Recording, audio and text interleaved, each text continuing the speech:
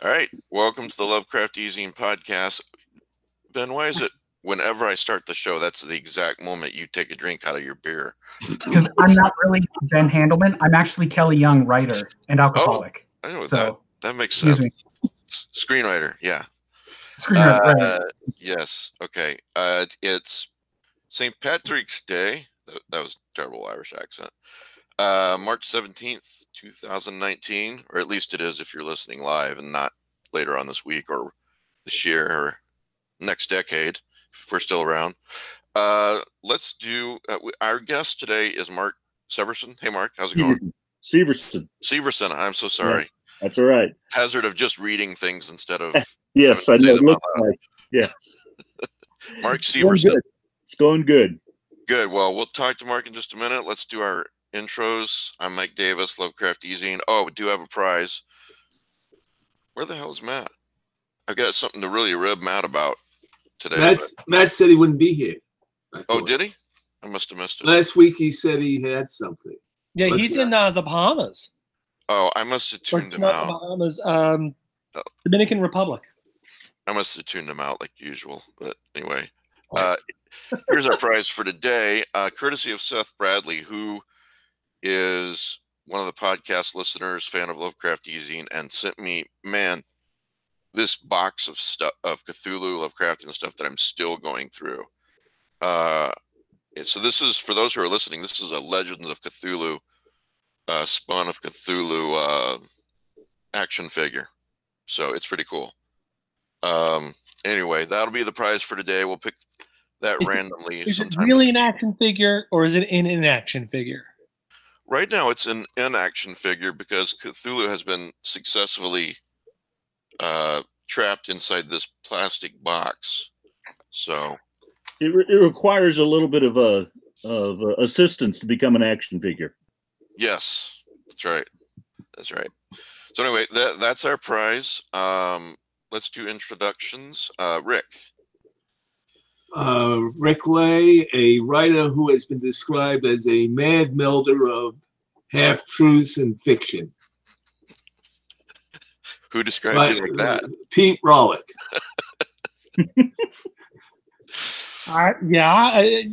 Yes. This is what happens when you don't submit your own bio. That's right. No.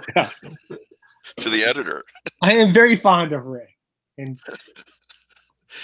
Pete Rollick, writer who has not had a beer or soda in 2 weeks. Oh, wow. Yeah. I can understand the beer, but I don't know. What about the caffeine? Are you drinking coffee? I'm still drinking coffee. Okay. Yeah, well, we were talking about the Chromatic Court, which Pete edited, which I think just came out recently. We'll talk about that later. Friday. Okay.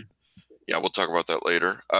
Ben, you want to introduce yourself? So I'm not Kelly Young. I'm Ben Handelman, a reader and fan. Unlike Pete, I'm not as good at length, though. I only gave up soda.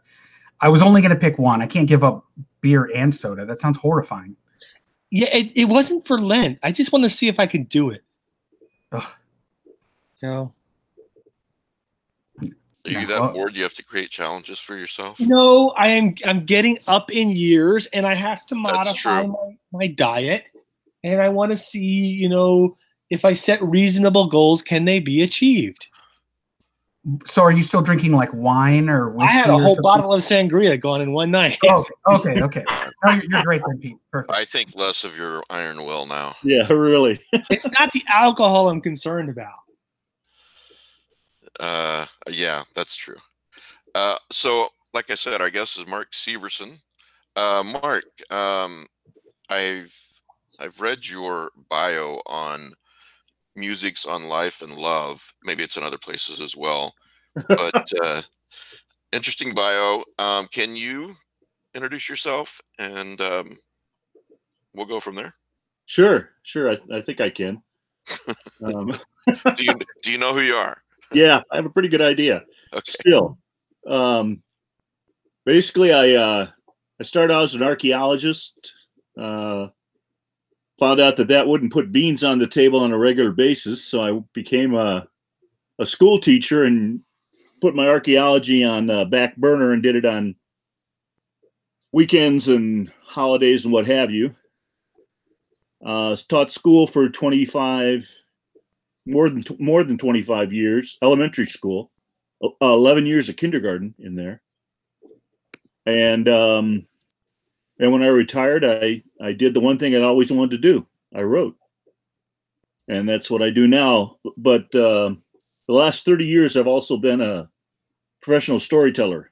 I pop up here and there, different places. I just did Tucson Festival of Books, did a storytelling there for them. And I was at Tucson Meet Yourself on libraries, schools, whatever, whoever calls, whoever says, will you come tell stories? I say, what time? Yeah, and I was going to ask you about that. I mean, I've got you on the show because of your Lovecraftian books, but I do want to ask about that. How did that professional storyteller thing get started? That was interesting. I was actually back when I was going to school to become an archaeologist, I was working at a preschool. I liked kids. It seemed like a cool place to hang out. My wife was working there. She wasn't my wife then, but we were together. And I used to do stories with the kids, just happened. And because I was there, and a librarian saw me and said, would you come do that at the library? And I said, sure, why not? And so I started doing it at the library, and then other libraries called. And after some years, she said, did you make any money doing this? I said, yeah, I made about $5,000 or $6,000 last year telling stories. She goes, well, oh, wow. You're now a professional. Of course, that was the only year that I made that much.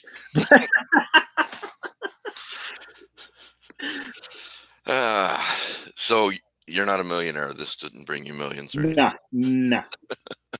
No, there's enough money, I think, to keep the wolves at bay for another few weeks, and we'll go from there. You know. What sort of stories do you tell?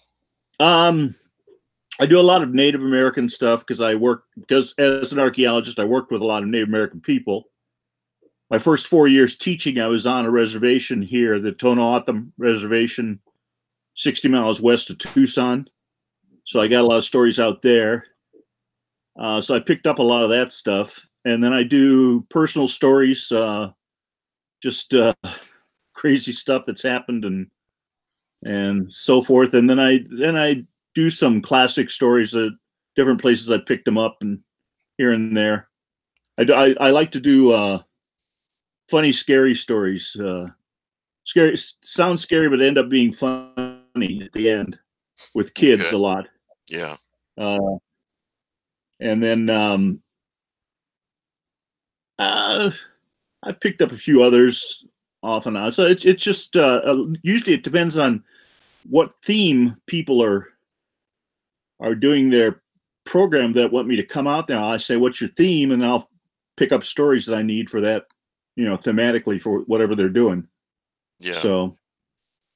All right. Well, I want to get back to that and to the archaeology, but before I do, you wrote a book called Chaos Territory, and it's the Chaos series, book 1. There you go. Yeah, let me put you on the screen here. Yep.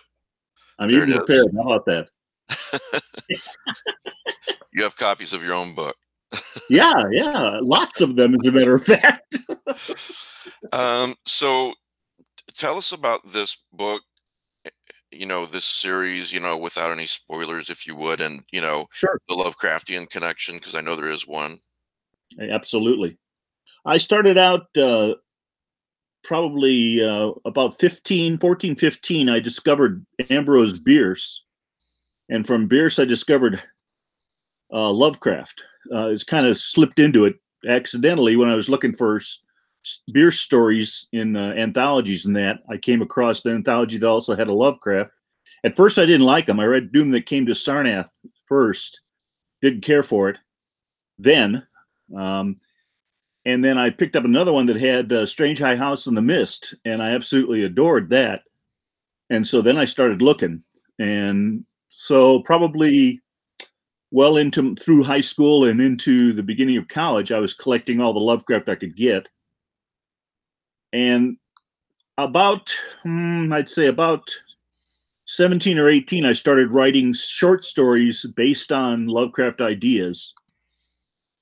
then I put them away and didn't look at them for 40 years, 50 years maybe, I don't know, a long time. And then when I retired, I hauled them out and started looking at them again. And I started rewriting, working on them, and suddenly one of them became a novel before I knew it. Almost, it's almost like it just grew out of what I was doing. Right. And I happened to have some time to write, and so I wrote like crazy for several months, and then when I felt like it was done, which it wasn't, but I felt like it was, I started shopping around to publishers. Got nowhere. And then I enlisted some aid. I'm about to say a dirty word on your show here. Are you ready? That's all right. I contacted Joshi and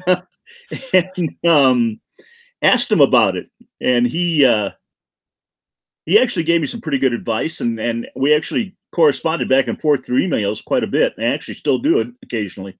Mm-hmm. And his advice he gave me several publishers to go to, and he read the book. He actually read Chaos Territory. He said, this is good enough. Get it published. Get it out there. And so I shopped around some more, didn't get any luck. And finally I talked to him and I said, how about self-publishing? He said, yeah, go ahead. What the hell? So I ended up self-publishing Chaos Territory. And then I think I got, no, I didn't bring this. Oh yeah, I did. Here. The second book, Streets of Chaos. And then Waters of Chaos. And before I knew it, I had Chaos in Winter. I had 4 of them out. And I self-published out, through Amazon, which means you do every goddamn thing there is. Yeah, that's right. But it's a lot of work, but you also, whether you're self-publishing or you're a small press publisher, but the good part of it is that we live in a time where we can get work out there that otherwise might not have gotten out there. Right. And that's what I felt. It was worth it for that. So I put a lot of work into getting them out there. And but let me stop you for just a second, because even in 2019, self-publishing can stop some people in their tracks. Now, I'm not going to read this. You've got some reviews at Amazon. Here's one: interesting reading that weaves historical facts from the region into the storyline. Another review: interesting and entertaining, thrilling and mysterious. I read it in 2 afternoons because it was so good I couldn't put it down. Highly recommend this fascinating book. Looks like every review here is, well, almost every review is 4-star or above. So I've got a small cadre of people who have read, and then a few others who have popped in now and then. And it's slow, but gradually I think it's increasing as I go along. I'm fairly pleased with the reception I've got from those people that have read it, so far. Yeah. I'm working now on the 5th book. That's a slow go just because everything seems to interrupt. So I'm lucky if I get my 1,000 in a day, which is what I try to do. And I've got a lot of research because I do a lot of, the books are set in territorial Arizona in around 1900. So I've actually transposed Lovecraftian ideas into territorial Arizona. And so I have to do my research to make sure that everything I do, I know historical archaeology pretty well, but still I double check on everything to make sure that anything I present is reasonable, logical, could be, so forth. Right. And I try to make sure that I do that on a regular basis. I caught myself once. I made one minor blunder on one of the books. I used an early form of neon lights, and they actually weren't called neon lights. They were called something else. And I didn't use the right term, and I was mad at myself for not having done that exhaustively enough to have used the right term. But nobody noticed it, so I don't worry about it. So So the name of the first book is Chaos Territory. It's the Chaos series. I'd like to get back a little bit to the archaeology and maybe hear a couple of stories from you. You know, Sure. I think most of us, certainly me, and maybe probably, I would guess, most people listening to this podcast have seen, archaeology sites and movies and so forth, or read about them, but they haven't actually been on one, worked on one. Can you talk about what it's really like to do something like that? Yeah, I can. As a matter of fact, it's an enormous amount of drudgery. It's meticulous. It's doing the same thing over and over again. It's funny when I about archaeologist when he goes out doesn't want to find something new. He wants to find exactly the last thing he found before, because if he finds something new, that makes a lot more work for him. He's got to then figure it all out and write it all up and do all this other stuff. And if he finds the same thing, it's a whole lot easier. But I was primarily a field archaeologist, so I was out in the dirt a lot. I also, in the day that I was in the 70s and 80s, or early 80s, and that was a time of a really a lot of contract archaeology, which meant you would work for 6 months and starve for the next 8, looking for another job. And that's why I finally decided that it wasn't the necessarily the best thing to get into. But I was trained as not only as a field man, but I knew ceramics really well. I studied them, the pottery, so I knew the dating system. I could field date sites, within a 500 or 1,000 years easily, but sometimes even a lot closer, and I also knew how to run a transit and alidade, do all the photography, do all the mapping. You learned an archaeologist, at least in those days, was very much had to do a lot of different things, had to be able to do a lot of different things, as well as just withstand the conditions, whatever they were. My last full field season was 6 months in northern Arizona, and we had snow almost the whole time, and that was brutal. So every morning we'd go out and pull off the tarps and uncover the site, get the snow off of it, and before we even started working, and our tools were frozen and we were frozen. It was tough. So, but that wasn't necessarily done at that time because there was going to be a railroad put through, and so the sites were going under. We didn't have any choice. We were working ahead of the bulldozer. Right. We had to do it then. So that's basically. Oh, I got something for Peter here. You wanted that beer, Peter? This one was last filled in 1872, I think, or thereabouts. Wow. Yeah, it's one of the only things I've ever kept when I was working in archaeology. You don't keep anything because why would you? And besides, your house would be full of more junk.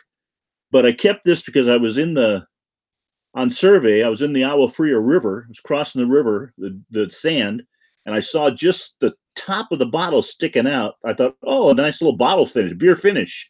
And I went down to grab it, and the whole bottle came out. And it was in the riverbed, which meant we had no way of knowing where it was from or when it had been or anything like that. So that was the only thing I ever kept that I brought home with me from when I was working as an archaeologist.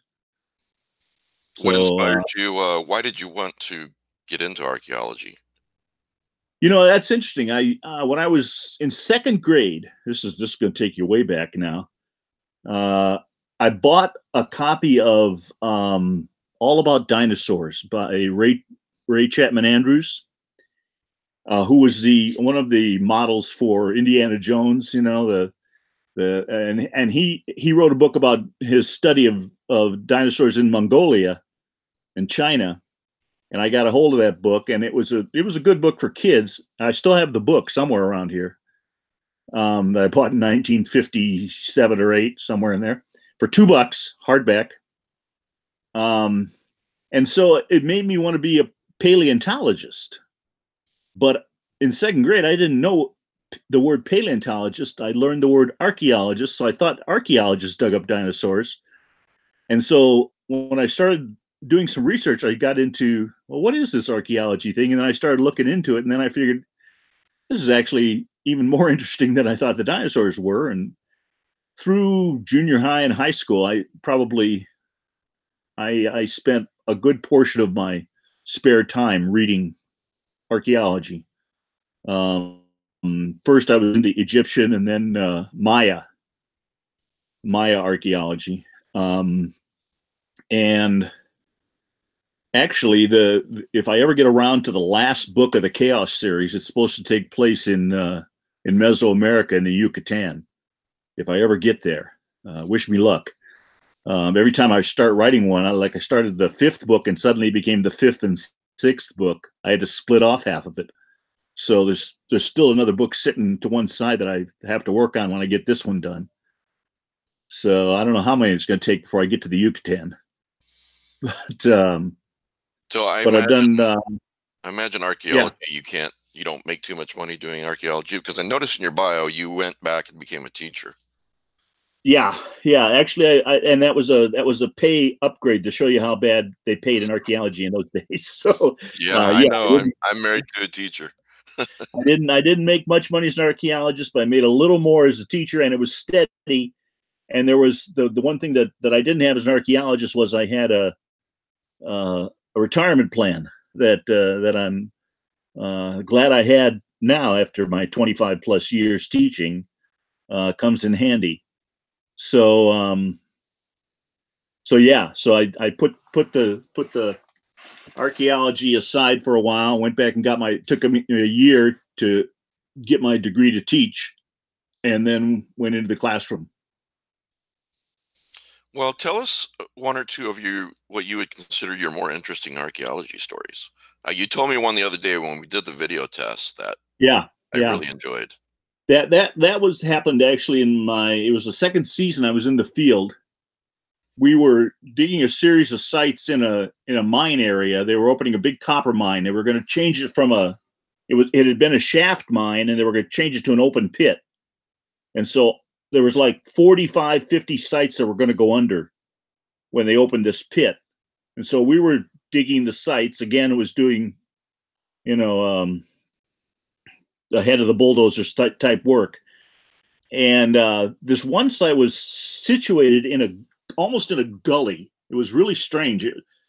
There was a high hill behind it, and there was a wash coming down through it. And they built a wall as if to contain the wash and have it sort of back up behind. So I thought maybe they were trying to do like a reservoir or something. And the site went on up the hill, and we dug several of the houses. And I got to this one house, and I was digging outside the walls, and I hit human bone. And so I thought, well, maybe I got a part of a burial here. It might have been a cremation, because they did cremate some of the sites did cremation in that area, but it kept getting little pieces of bone. So I got down on my close work, got my dental pick out, and started picking at it. Then it became a slow process, and there were a lot of large pieces of pottery overlaid on top of it all. And by the time I finished, I had a little pile of bone about so big, and all the long bones were splintered. The skull was shattered. Teeth were running all through it. And it was 2 different individuals, and they were all overlaid by a large cooking pot. And it took us a little while, but we figured out that we actually had an example of cannibalism. My thought has always been that they might have put themselves in a bad spot, and a hard winter hit them. And we've got a Donner Party situation here where they were forced to eat grandma, and they got one of the kids too, because one of the individuals was young and one was adult. Oh God, that's horrible. It's pretty interesting. The biggest problem about it is we half finished the site and left for the season, headed back to school and what have you, and then we lost the contract, and the site never got dug, and it went under. Oh man! And so now we don't have any of the information about that we would have found by finishing it, we don't know. Were you able to date it before? Yeah, it dated to the 1250s, which is common for that area. It's what we call the Salado phase. They were living in the mountains. They were using a lot of resources of the mountains and then taking them back to the bigger villages down below, supplementing, their food source and doing their hunting and what have you, and also getting like stone resources and things like that. It was a pretty typical site. It was just in a really strange place. Yeah. And I'm sorry, dumb question. You said 1250s. You mean 12,500 years ago?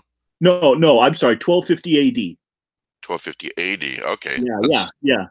That's So what we call the classic phase of the whole com, or the prehistoric people of this area. So what we call it a late prehistoric site. Anything up past about 1150, 1200 is late in the prehistoric. Yeah. But all the sites in that area are dated to around that time period. When did this continent first become populated? Oh, that we could talk for the rest of the night about that. There Yeah. are so many theories out there right now. The original theory, the Bering Strait idea, would put it at about 20-some thousand years ago. Yeah, I heard that. That's why I asked if it was 12,500. But there's so much more coming out now. We're finding so much more going on, and there are sites that date well before that time. Oh wow! That must have got here somehow. So right now, that is probably the big scramble that all the guys that work in early archaeology are going after, is trying to pin down when, where, and who. I suppose it's quite possible that there's more than one answer. I think there is. I think there's absolutely more than one. I think that's the problem. Is they tried to say it was one group coming over at one time in one place, and it's not that at all. Yeah, it's not that at all. So that's what the theories are kind of revolving around now, is what else could it have been? Who else could it have been? And when did they actually get here? Sure. I like about 30,000 years as a conservative estimate, 30,000 years ago. But a good archaeologist friend of mine was fairly well respected, and he pushed it back into 60,000 years ago. So, it's depends who you talk to. Yeah. Do you see your interest in archaeology? I think I know the answer to this, but I'll ask it anyway to hear what you have to say. Your interest in archaeology, complementing your interest in your interest in the H.P. Lovecraft, cosmic horror, that sort of thing. Absolutely. That's actually the tie-in that the reason why I said it where I said it, in the time period I said it, was so that I could use some of my archaeology, and then I've transposed a population of the Innsmouth group. I've transposed them into another type of population and set them in the middle of the desert and put them on a mesa top and had them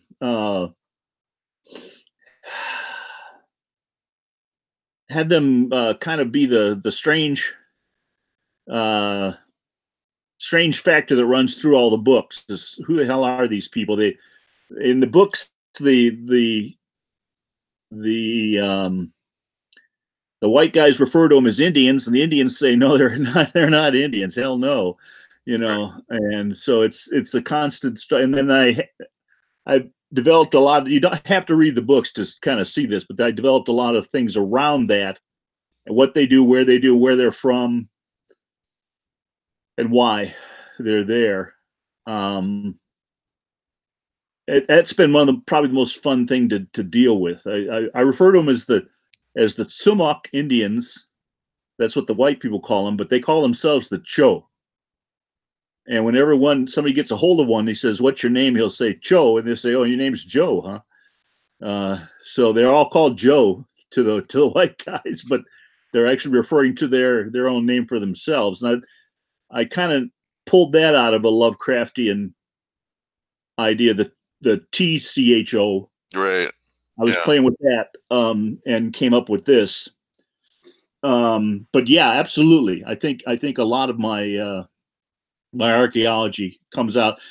One of my characters that runs through it is an early archaeologist in the area who's supposed to be studying them, and the problems he runs into, the things that happens to him while he's trying to do that. So, you know, you and I were also talking in the video test about this culture appropriation, yes, misappropriation, whatever, and you know how for some people you're never going to make them happy no matter what. If you're a certain race writing about another race and so on and so forth, but this is something you have expertise in, and you know, as you and I were talking about, it's about respecting the culture and being well informed about the culture when you write that story.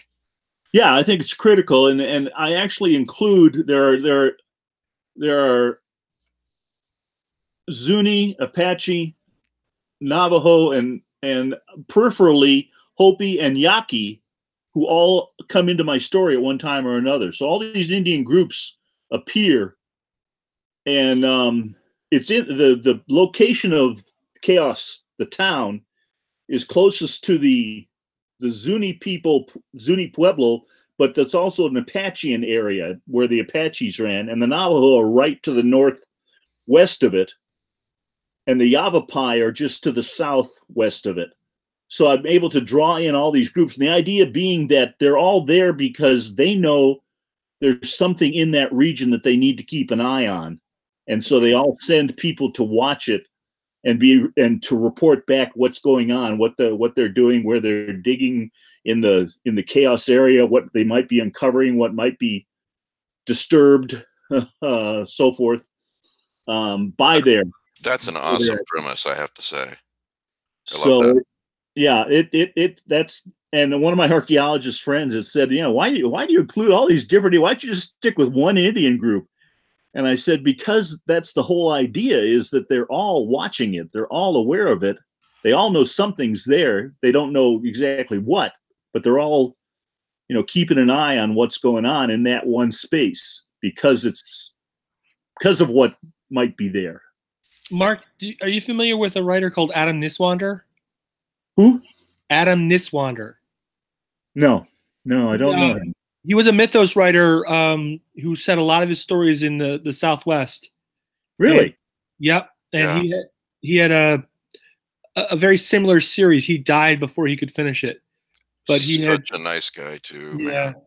He had a series of stories where there were 12 different representatives from different tribes come and take care of various issues. They were shamans. That's NISWANDER. It's called the name sounds familiar. Did he write short stories as well as novels? Yeah. I might have read short stories. Was he mostly in New Mexico? Yes. Yeah, I did read one of his stories. Yeah. The short story he wrote about a sort of crazy prospector named Mad George or something. Yeah, I think what do you write? The Serpent Slayers, the Charm.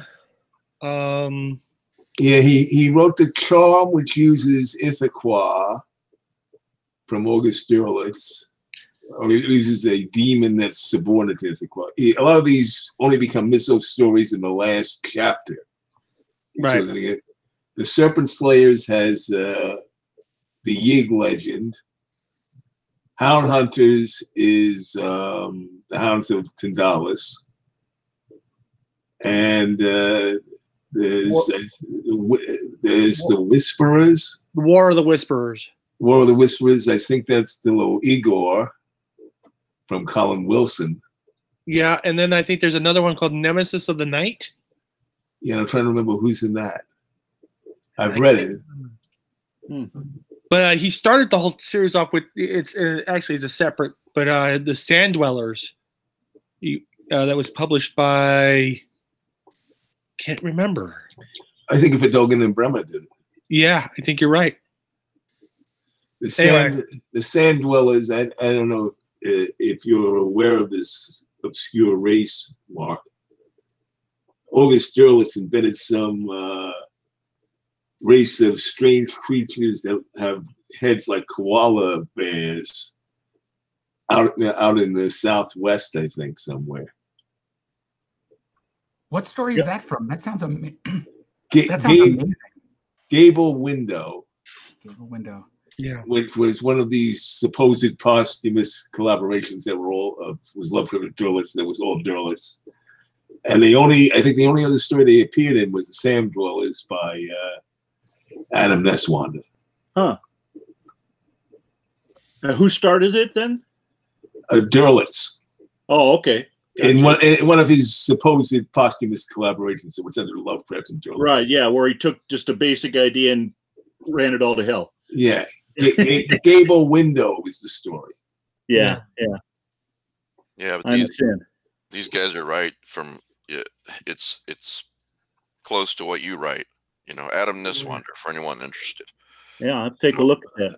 Mark, just a question. Since you mentioned Chow from Chow Chow people, did you discover where that originally came from? The idea? Historically, where the name comes from. No. Oh, no. I don't know if you want to do anything with this, so I'll let you know.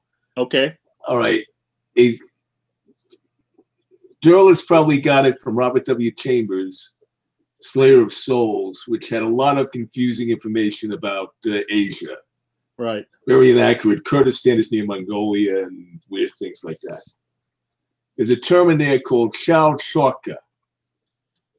And I discovered that Chow Chorka was a term for Manchus used during the Mongol Empire. It's actually in a French historical novel by Leon Cahern called The Blue Banner. So Chow was originally a word it comes from Chow Chortka, which was synonymous with Manchu. I actually try to run these things on the periphery. I try not to make too much delving into the previous work. I try to create from ideas my own things. For example, there's a creature I've got running through the books called the Shud, which is it lurks in calm water like marshes. So it doesn't do well in fast running water, and when it thinks it has prey, it runs these colored bubbles up and attracts the lights and the popping and the bubbles and everything attract the victim down. They're looking at all these colors that are occurring there, and then the thing rises up and sucks their guts out, basically. And I have that. The reason I have that is because I have the Cho as keepers of these things. They have an underground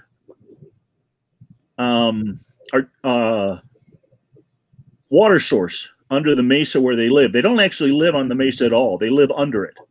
But everybody thinks they live in this rough pueblo that's on top. They don't. They live beneath in the caverns down underneath where the water is. And they keep these creatures primarily because they are sacred to them.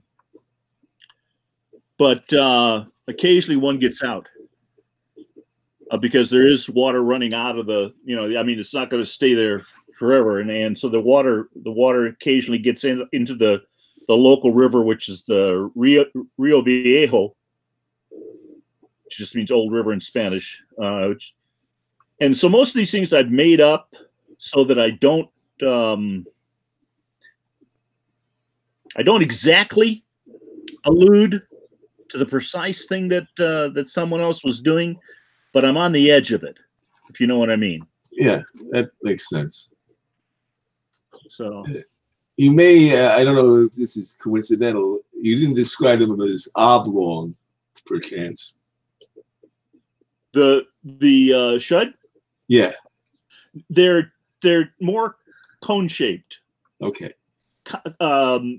Tapering back. Big opening at the front, little kind of tail-like end.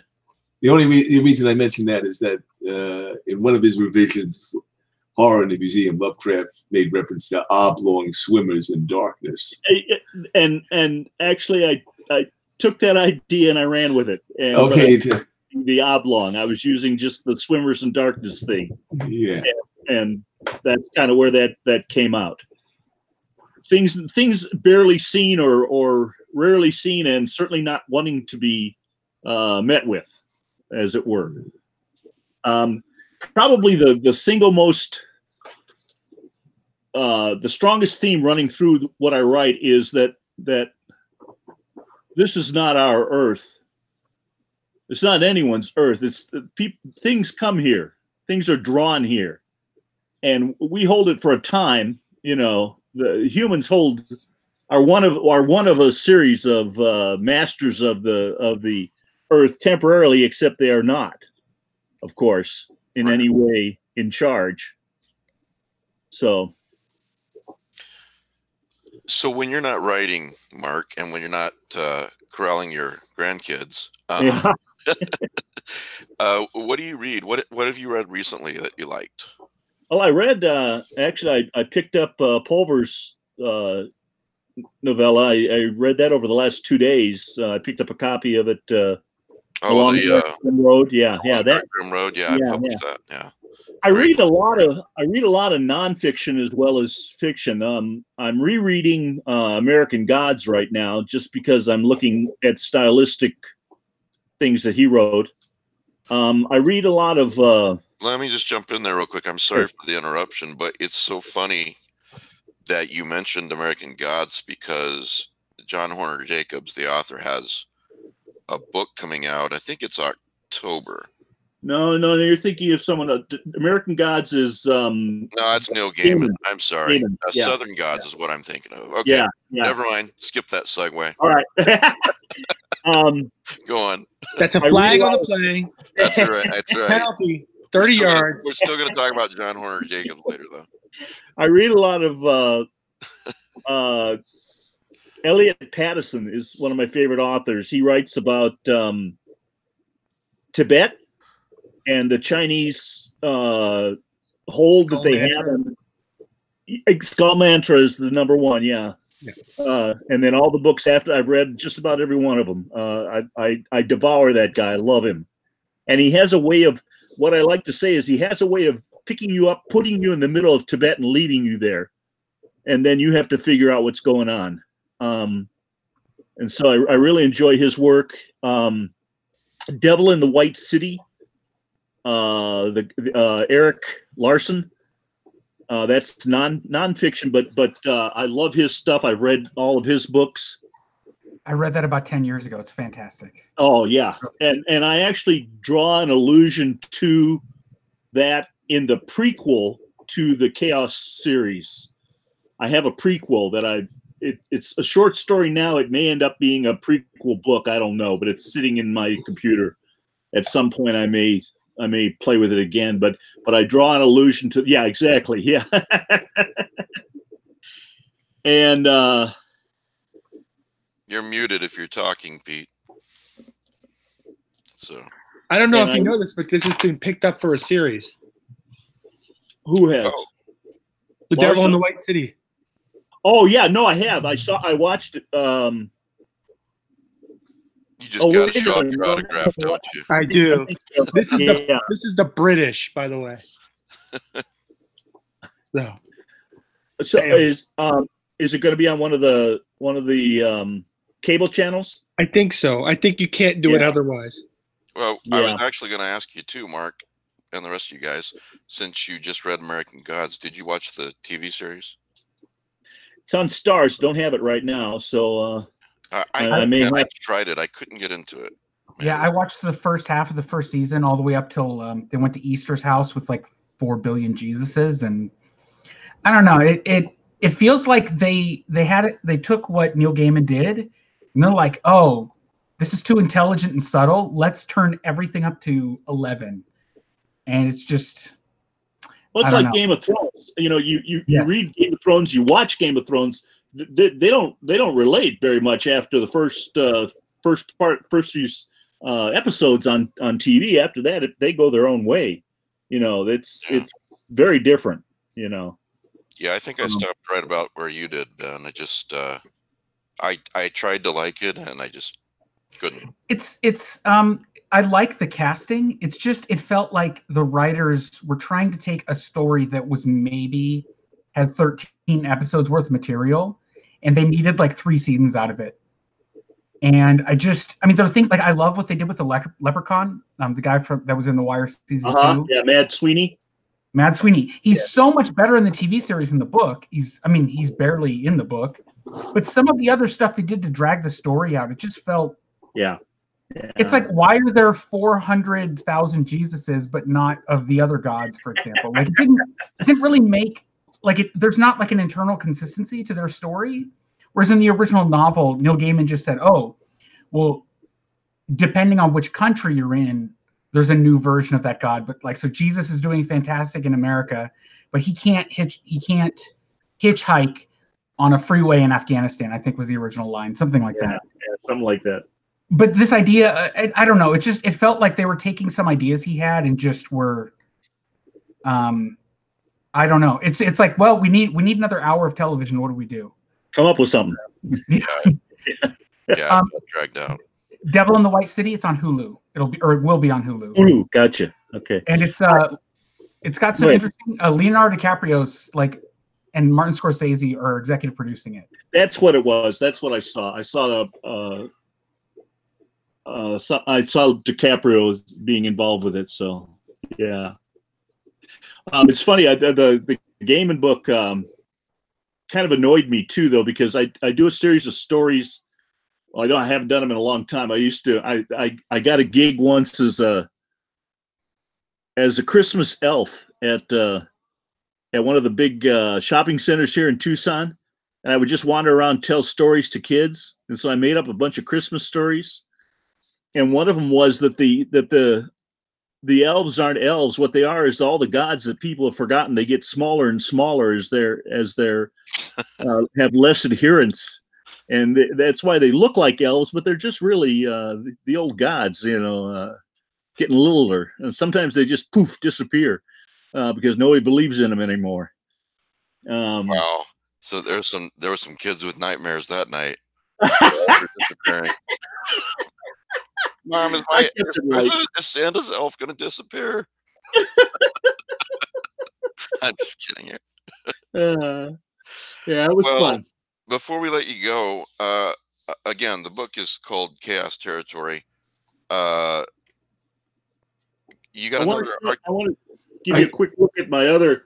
This is my prehistoric novel that just came out, Bits of Sky. Bits of Sky. Okay. Based on those sites that I was telling you about, and there were about 4 sites that are in here. And then a few others that we surveyed and looked at, but I also put them in here. So I just basically took these prehistoric sites and developed a novel around them. Okay. So this is the first in a series that I'm working on, prehistoric novels. And then just recently, my first kids book came out. This is Wood Rat and Coyote. One of the stories I tell, and I've actually... What's the title? It's called Don't Throw Me in the Cholla Patch. Cholla being a type of cactus. And if you know the old Briar Patch story, it's kind of based on that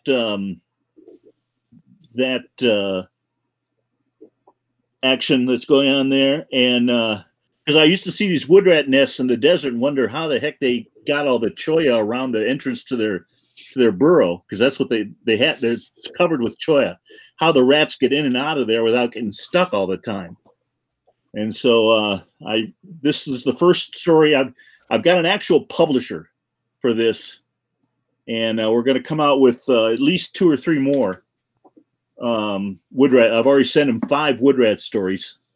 So we picked the second one. It's going to be wood rat and badger. And that should be coming out probably next year sometime. Takes a while to get those out. Bits of Sky is a novel, you said?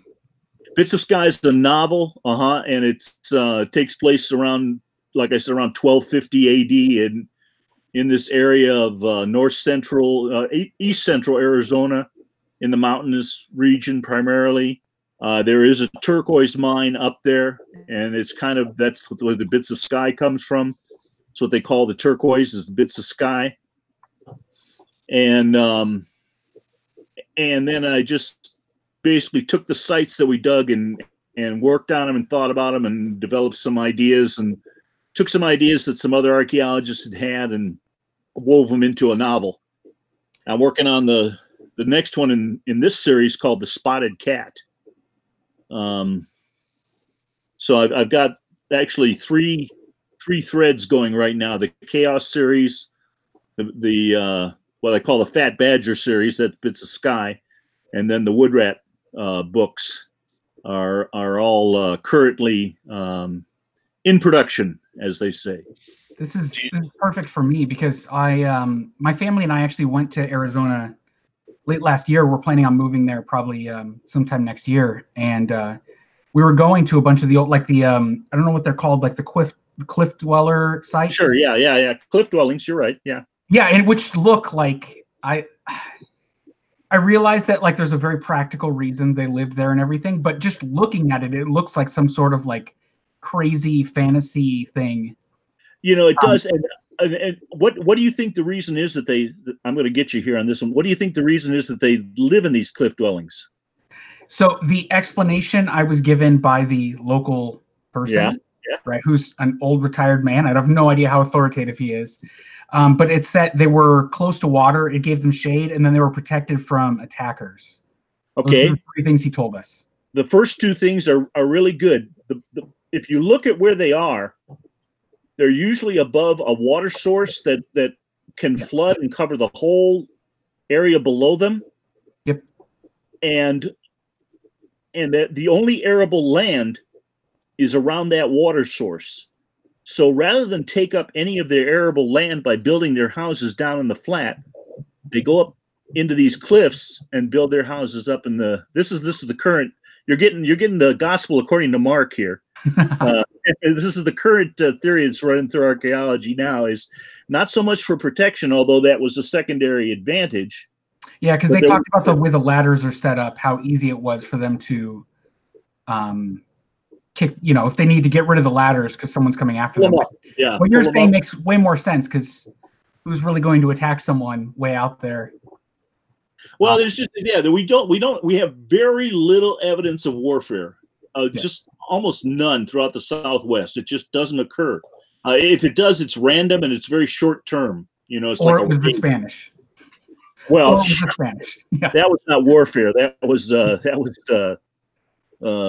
total annihilation. But I remember seeing these, because obviously you can't. Unless you were going up to them in the 1950s, you can't really get close to them. But even just seeing them from whatever it is, 100 feet away, and kind of looking up at them, it looks amazing. Yeah. How they built that out. Canyon de Chelly. Were you at Canyon de Chelly? Do you remember? I don't. I know it was very close to a casino. Close to a casino. That's probably down. Oh, okay. Casino. Well, there's a lot of cliff ruins down by the Apache casinos. Might have been one of those. Yeah, it probably was. Yeah. De Chelly is probably the preeminent cliff dwelling area in Arizona. So where are you planning to locate it? Have you thought about it? We're looking at Phoenix, just because I work in computers, so that's kind of. You work in what? I work in computers, so Phoenix, there's still like a decent job market. Yeah, absolutely. I live in LA right now, so if I sell my house in LA, the equity alone will just outright buy me a home in Phoenix. Absolutely, and then some. So. Yeah. And we love that area. I've got friends there. The food's good. It's affordable. Yeah. Phoenix has its pluses. It's as far as I'm concerned, they don't outweigh the negatives of being Phoenix. But That's the way it goes. That's where most people are, of course. Yeah. So yeah. But I remember visiting those cliff dwellings and just looking up, and they've got, of course, like the photographs of the insides. And Yeah. I think it was like 20 something families lived in this one site. Montezuma's Castle might have been Montezuma's Castle. Yes, that was it. Okay, there you go. That's the Verde. You were at the Verde Casino then. I know where you were. Okay. They had a really good buffet. Yeah. All casinos do. They do. The casinos are the way that the Indians are getting back at us now. It's really smart because the government said, okay, you can build a casino on reservation land. So the Indians looked around, bought up a chunk of land, declared it reservation, and built a casino there. Oh, if you think it's good in Arizona, you should see what they're doing in Southern California. Yeah, they're doing it all over. There's a great area up just north of LA where they have this giant casino and they own all this reservation land now. And they're so successful, they're building like condos and shopping malls. There you go. People. So all of these old white ladies are complaining about the Native Americans building in the area. It's like, oh, you know what? They were here first. Yeah. Tough luck. Cool. Well, Mark, thank you for. Oh, you got a question, right? Yeah, I got a question. All right. Just, I also do a lot of writing in the 19th century, and you were mentioning the problem was anachronisms and getting things right. What the main problem? I have two areas. One is the technical stuff, like you said about the neon lighting and whatever. Yeah. And the other is sometimes when did a phrase come into play? Yeah, that's a tough one. I was saying, are there any reference books or things you look, or this? There's a lot of web pages. I haven't found a book that really, a Sears catalog, a reproduction of a Sears catalog of 1896 will give you everything you need if you want to write about the 1890s as far as the objects, but it doesn't tell you how the people talked. Yeah. So basically I run crazy looking for all different sorts of websites that Old West slang, Old West whatever they're out there, but you gotta kind of pick and choose through them too. It's nice to find a couple that agree before you start using this stuff. So yeah, there is not a book that I know of at this point. I wish there was. I'd have it. Yeah, a friend of mine, she's a American history teacher, and she specializes in the 1890s, early 1900s. And so that's one of the things she talks about is going on archive.org and finding old versions of catalogs and magazines. Oh, yeah, it's cool stuff. Yeah, I love it. No, it's weird because we always think about how quickly slang changes now. Even the way you talk from, say, the 1990s to today. It wasn't any different back then, so it's always important to kind of, you don't want to be using terms from the 1860s and the 1890s or vice versa. If someone's in the know, it really can ruin the experience. Well, if it comes down to how old is the person who's talking, would they know this would they use an old phrase or not? Right, of course. Would they only be using it? So that comes into it also. I mean, there's a lot of things you have to think about. The language is an issue. I grant it's something I'm always working on. Yeah, there's also the debate over using contractions. Yeah, like, contractions weren't as common, but your editors like you to use contraction because they want you to cut down on your length of words. Well, one thing I do is I read some of the books that were written at that time.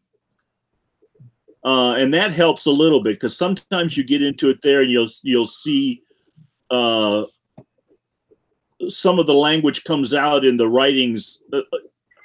Bierce is a good example. Most of his writing occurs at that time period. And so when I read Bierce, sometimes if he gets into the language, sometimes he'll give me an insight into some of it. There's oh gosh, I'm trying now. I'm going to have trouble here. I'm going to have sometimers disease. I'm trying to think of a reference for some New England language. Well, I know one thing my teacher had mentioned recently was that she said if you look at the speeches from the like Boss Tweed and those guys, the political machine, because they're trying to speak to that language specifically. Yes.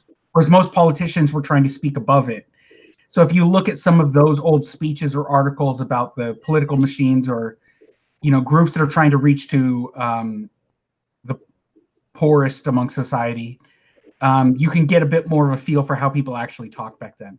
Yeah, I also rifle through old newspapers. There are a lot of online sites where you can find old newspapers and you can read through them, and they give you some good reference there too.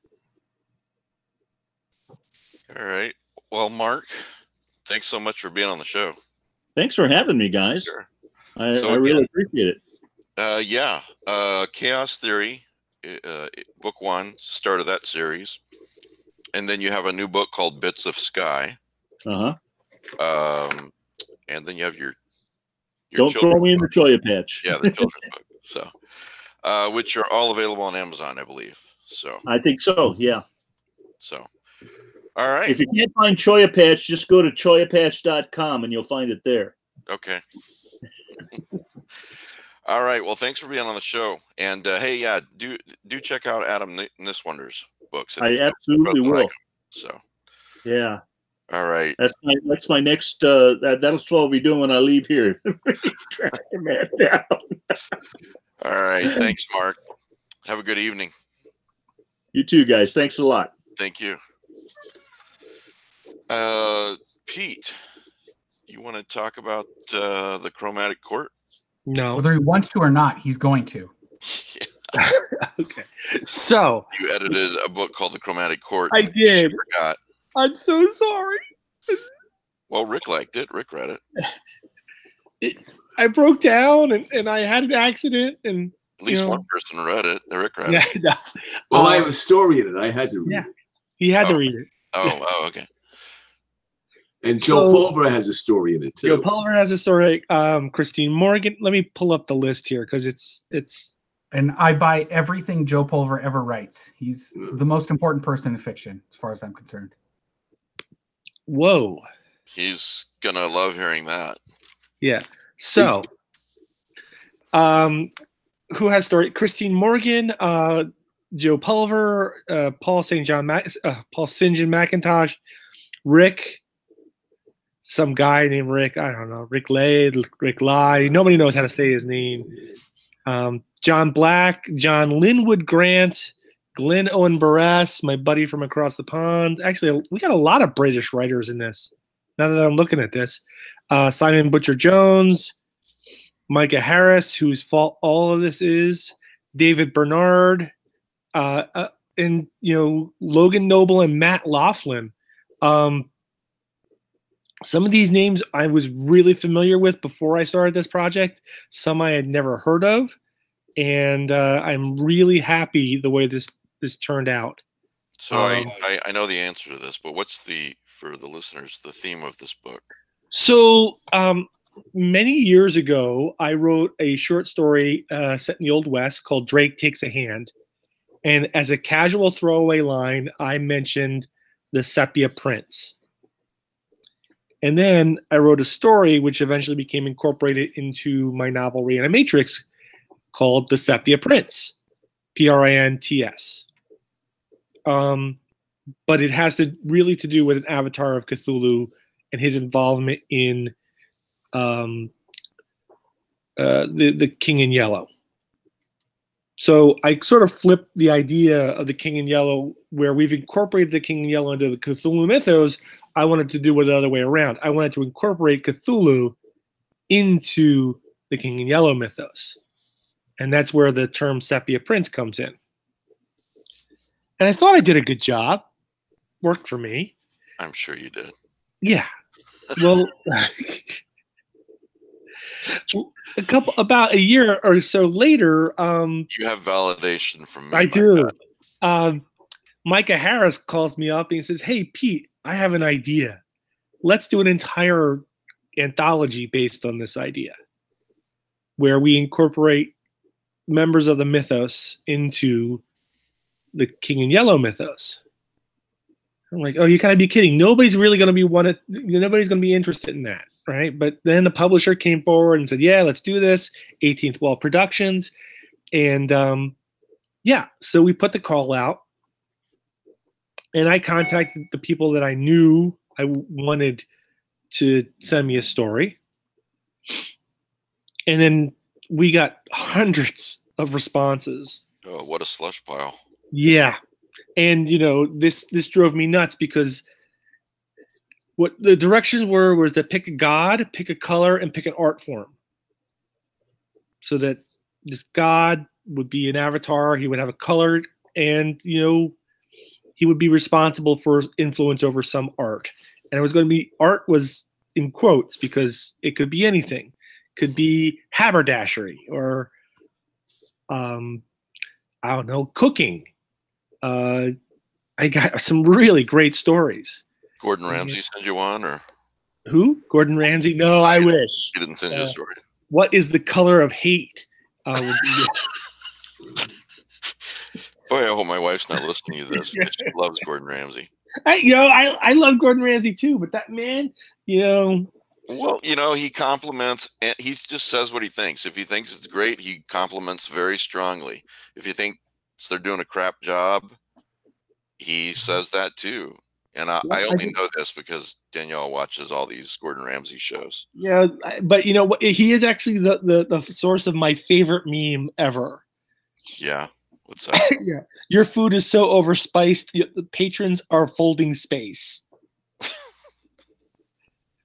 Okay.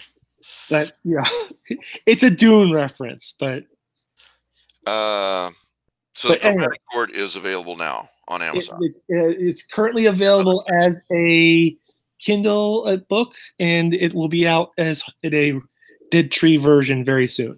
Okay. All right. So, but I posted a link for it in the YouTube chat. So everyone that doesn't own it yet, you can just click the link right now. It's $7.99. And just then you'll have it right now and you can read it all day today. Wow, I'm going to have Ben talk about all the books I publish or everything I do because he's good. I bought it for $7.99, and when this show ends, I will be reading it the rest of the day. Well, one of the things that I like is that. Oh my God, Danielle's watching this from her classroom. She just wrote, "Whoever talks bad about Gordon is dead to me." So I'm glad you like Gordon, Pete.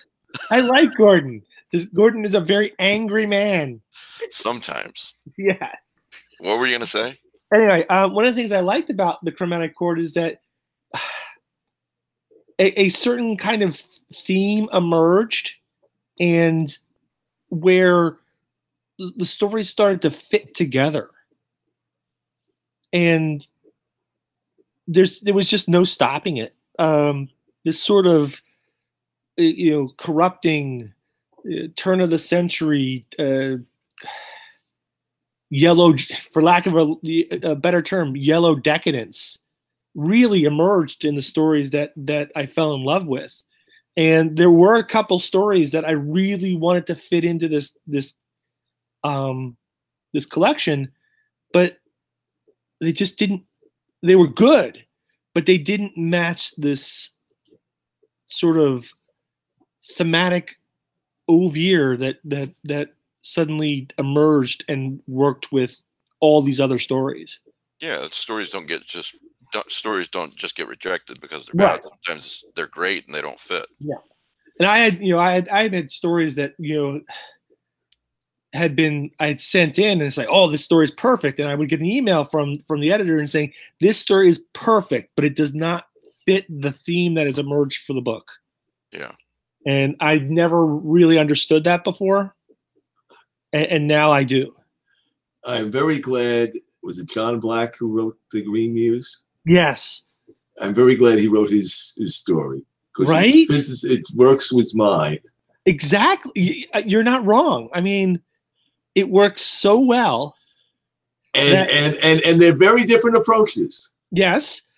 But they interlink in certain ways that are like, what? I actually was like, did they talk to each other? There's no way that they could ever talk to each other. Well, you can tell that because we disagree on the date. Yes, but my story, just by the way, is called "The Man in Purple Tatters," which is I don't try to tie in so much to the King in Yellow. I tie into a story called "The Messenger" by Robert W. Chambers, which had a reference to the Man in Purple Tatters. Right. All right. So the Chromatic Court, the Kindle, and other electronic versions are available now. Dead Tree version coming soon. Yes. Okay. So Ben, Joe Pulver is the most important person in literary history. Yes. Look, Nightmare's Disciple is one of the best. I was anticipating reading I think the first time I was ever on this podcast, all I did was talk to Joe Pulver about Nightmare's Disciple. Because when he first published it back in the late 90s, and I was some high school kid on the internet trying to get a copy of it, and Amazon was sold out. This is back in the ancient days of Amazon, by the way. Oh my God, you were a high school kid in the late 90s. Yeah, sorry guys. So I've been anticipating getting this book for literally over a decade. Over a decade, I've been trying to get it. Mike finally republishes it. I read it. It's everything I ever hoped for. I forced my wife to read it. I'm going to force my kids to read it.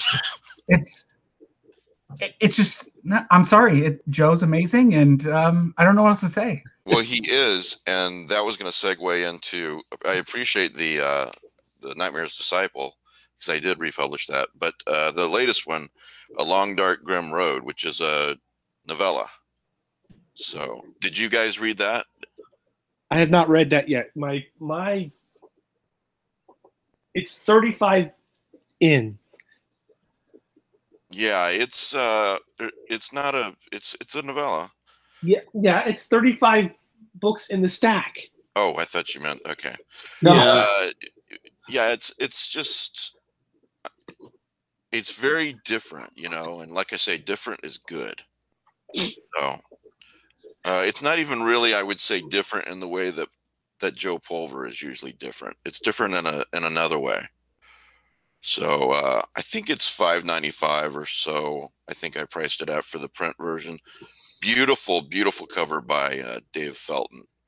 Absolutely fantastic cover, and it's $2.99 if you want to get it on Kindle. Now, if you're one of these people who want to do both, if you buy the print version first, then the Kindle version is 99 cents instead of $2.99. So there's that, and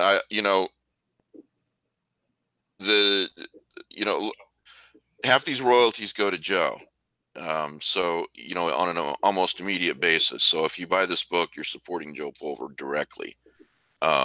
You're not putting money just in my pocket for publishing the book and hopefully making back some of the costs, but you're putting money directly in Joe's pocket and Kat's pocket. So, and you're getting a great and beautiful story besides.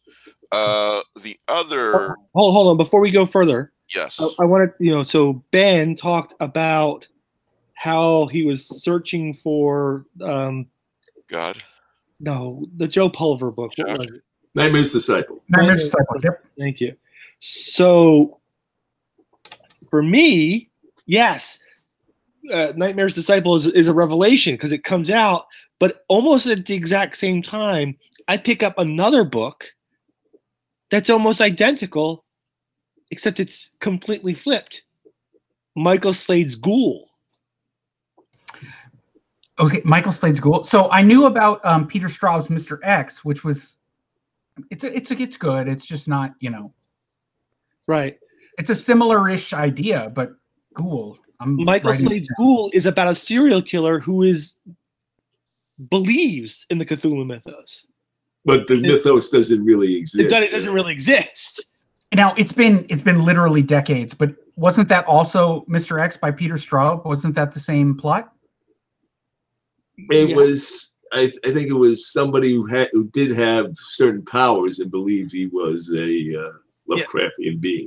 Yeah, Mr. X. Powers, I think. Mr.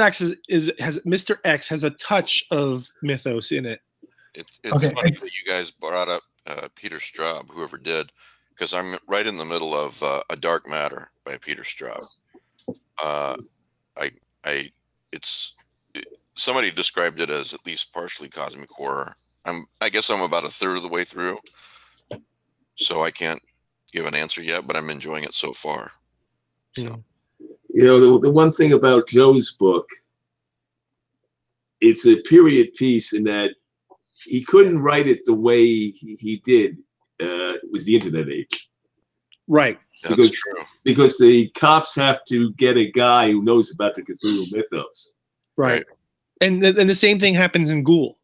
Yeah, I remember reading Nightmare's Disciple way before I met Joe Pulver, and there's this one part where this lady goes home and she's got some books to read, and she's a book lover, and she's trying to decide if she's going to read Winter Prey by John Sanford or another book, you know. And I'm thinking, whoever this author is, he really likes books a lot, you know, because he's bringing up books that it's just interesting to read something like that and then meet the person later and become friends with them, you know. Yeah. All I know is I was a sophomore in high school.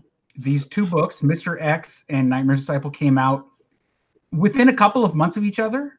And I can't remember, maybe it was a Chaosium mail list or something like that that had mentioned that they had similar themes. So I read Mr. X, and then it's like, okay, now I got to read the other one.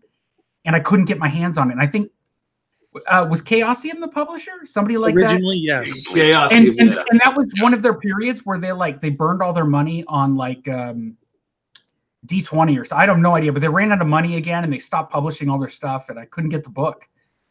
And I was a high school kid, right? Like, so I don't have the resources of, you know, 2019 at my disposal. eBay was fairly useless for that kind of thing at the time. What year are we talking here? 1999. I just verified it. They came out May and June, respectively, in 99. and Chaosium is still sitting on something like 6 Robert M. Price books. And you were not partying like it was 1999 either, were you?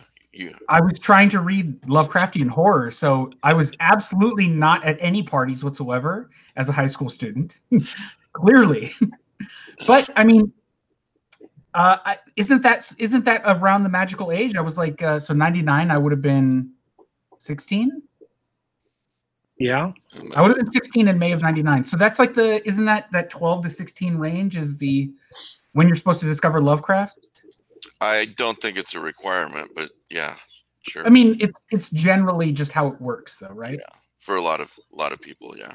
Though I didn't discover Pete Rawlik at all yet. Actually, I don't think I've read any Pete Rawlik. Who's this guy? he's yet to be discovered. I was 14 in 1970 when I discovered Lovecraft. My parents were born by then. I can say that. By 1970. All right. Yes. So Michael Slade's Ghoul came out in 1989, and I didn't get around to it for 10 years until Nightmare's Disciple comes out in 1999. So that's crazy. So which one do you like better?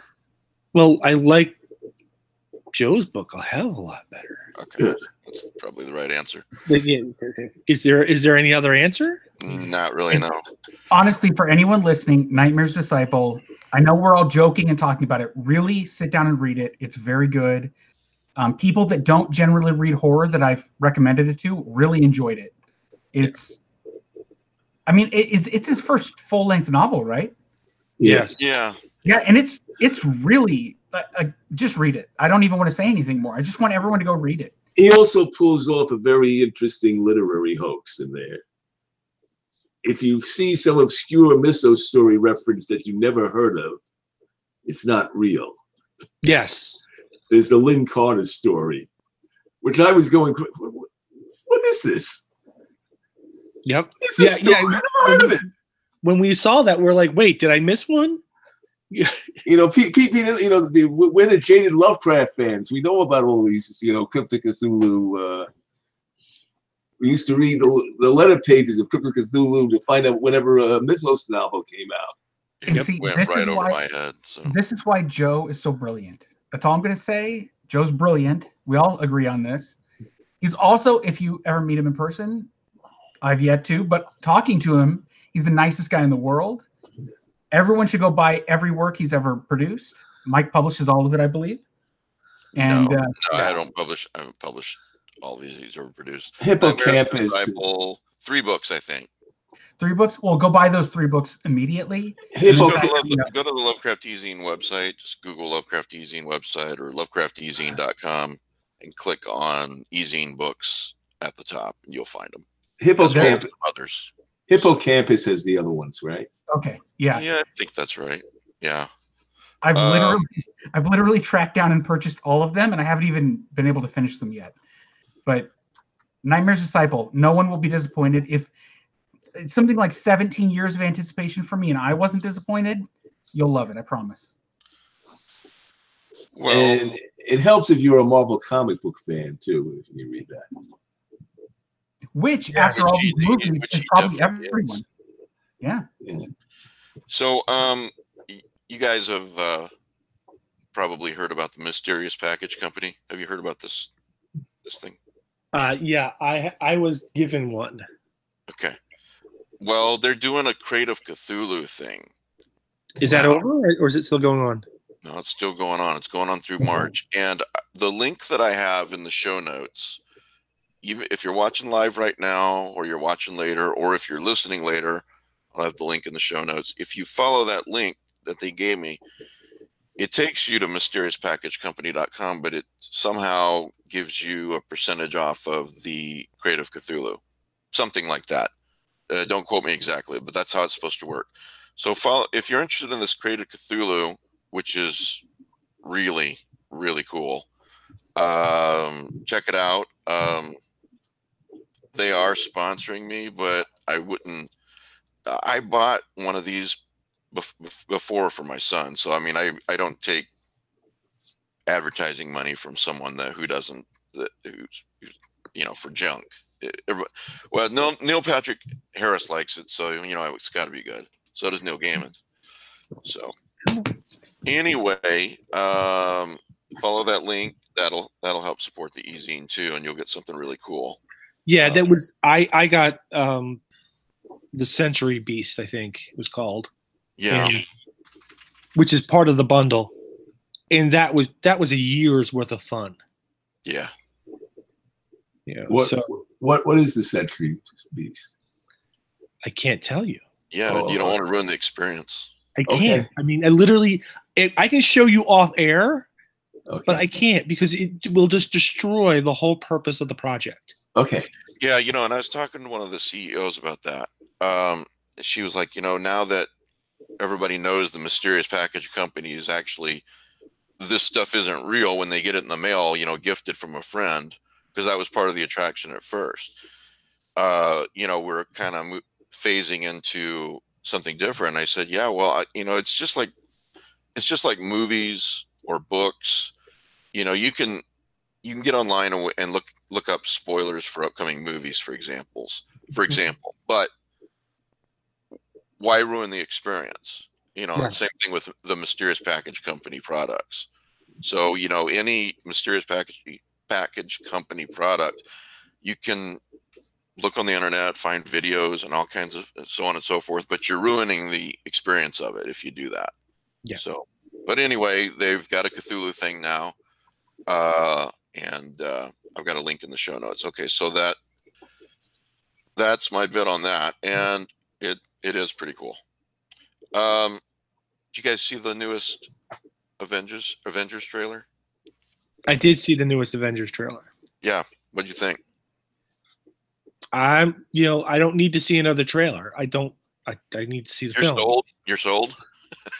Yeah, I was sold months ago. I sold years ago when the first half of the movie came out. They're deliberately not trying to spoil anything. Yeah. Yeah. They're holding back a lot. Yeah. My son mentioned that at the end of the trailer, the white suits appear to be quantum realm suits. That's a good point. That they look identical to the ones. What? Go ahead, Ben.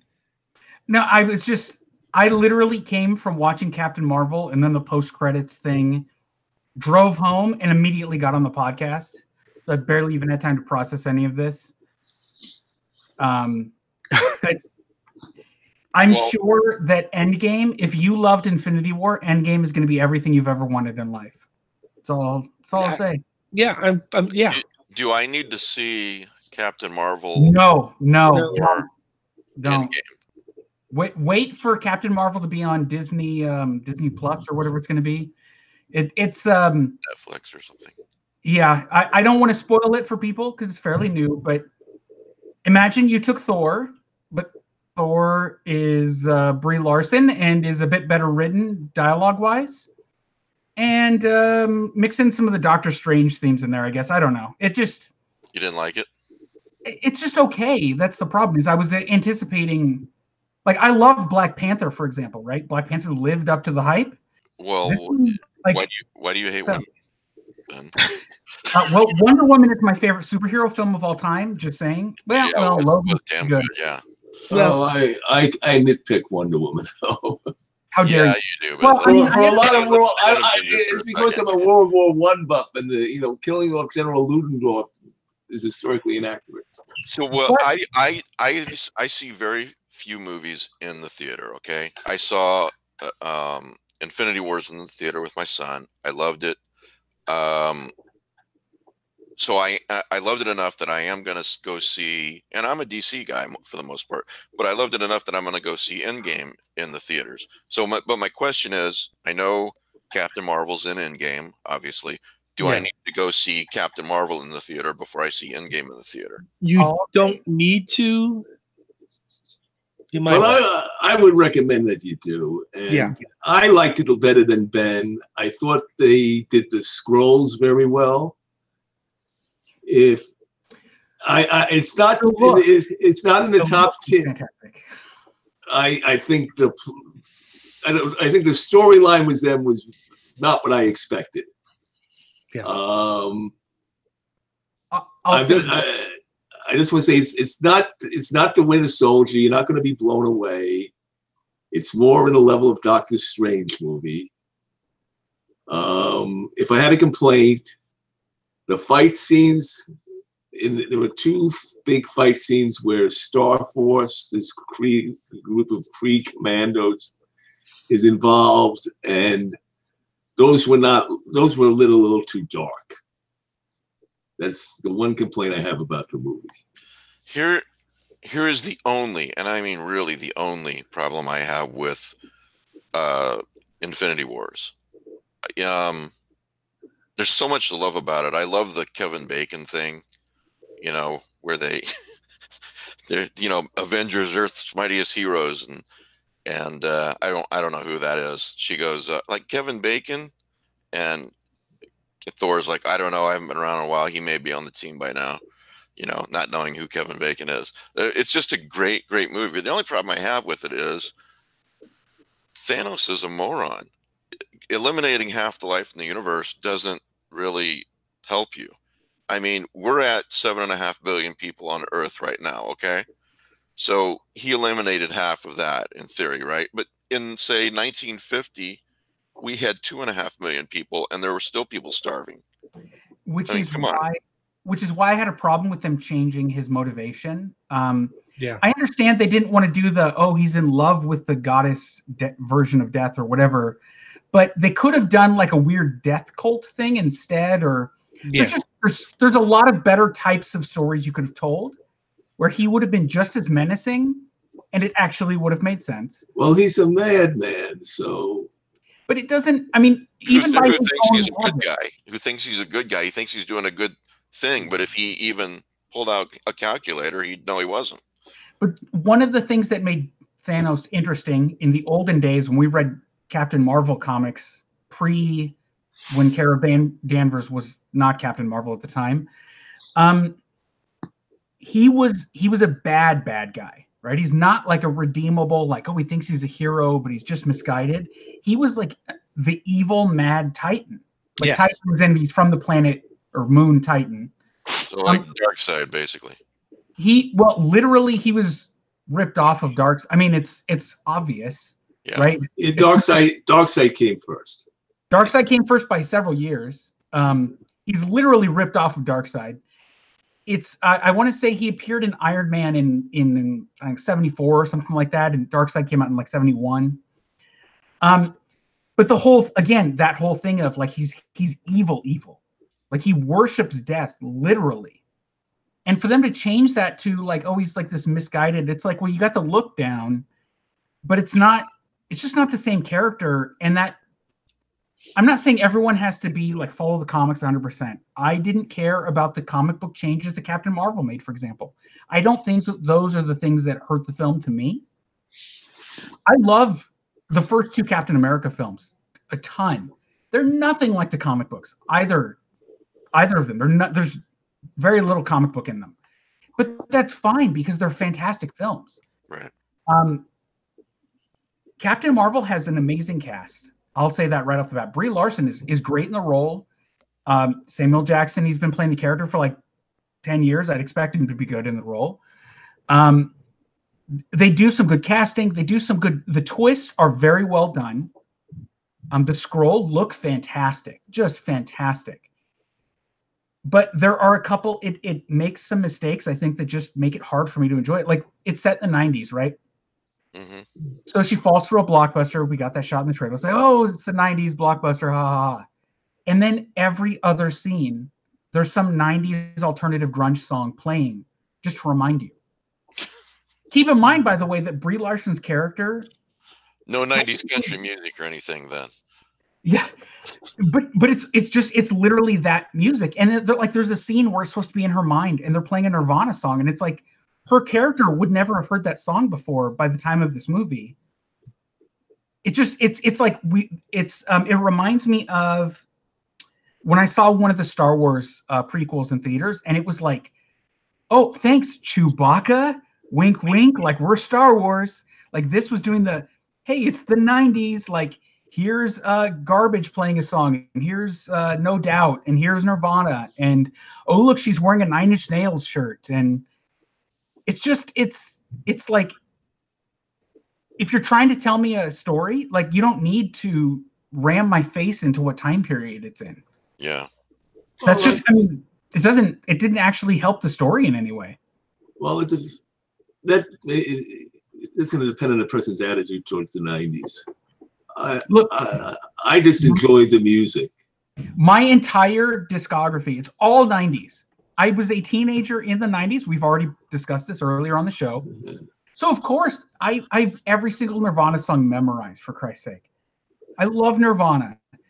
One, Kurt Cobain would have hated what they did. Right? Two, it just wasn't necessary. That's my point. Is it wasn't.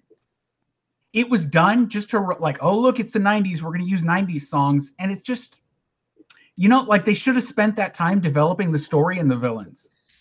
I look back at the 90s as this. Well, not only did I the luckiest time of my life because I met my wife and got married, but just the whole period of the 90s, very, very peaceful and simple. And I don't think it's all nostalgia on my part compared to 2000 and up, Yeah.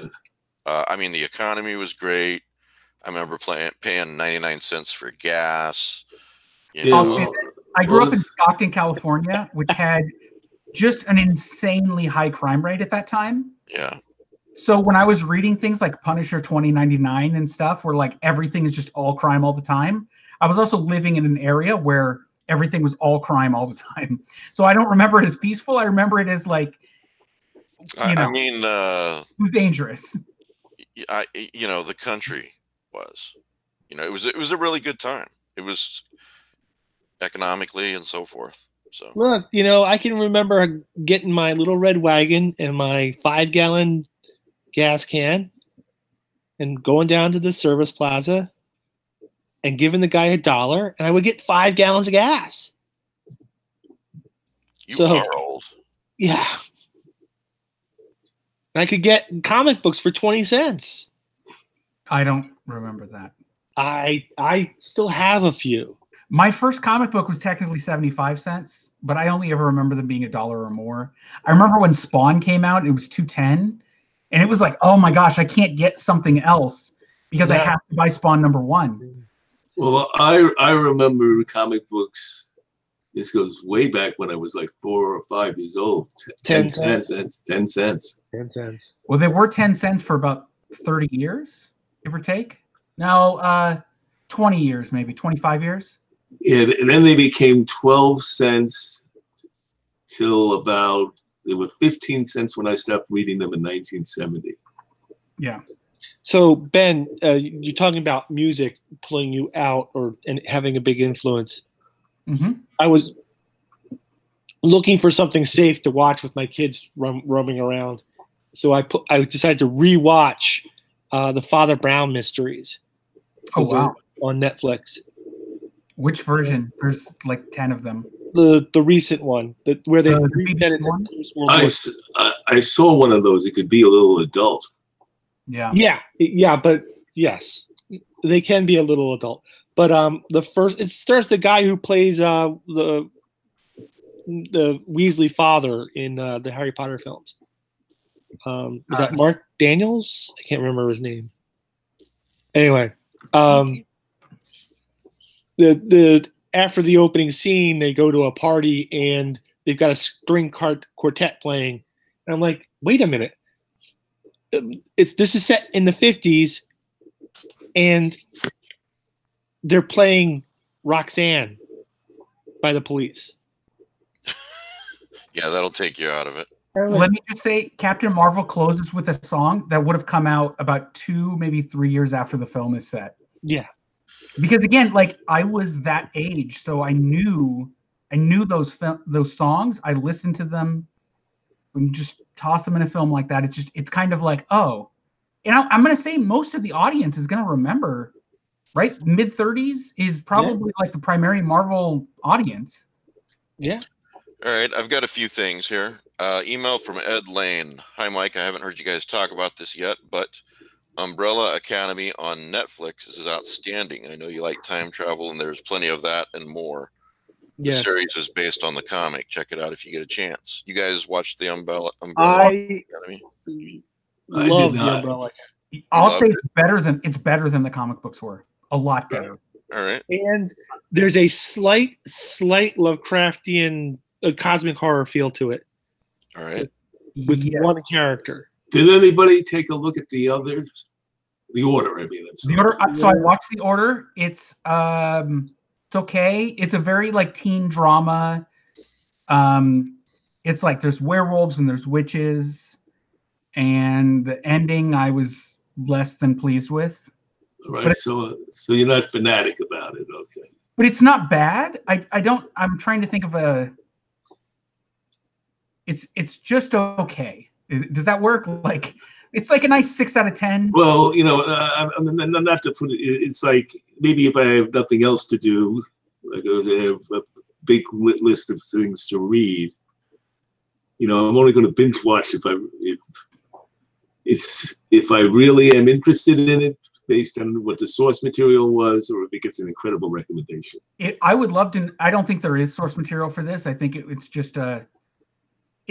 Basically the story is this kid, he goes to college, and like the fraternity or sorority or whatever, the secret society he joins, it's like they're witches, and then there's also a group of werewolves. I don't want to spoil anything, but there's werewolves in it, and some of the characters are great.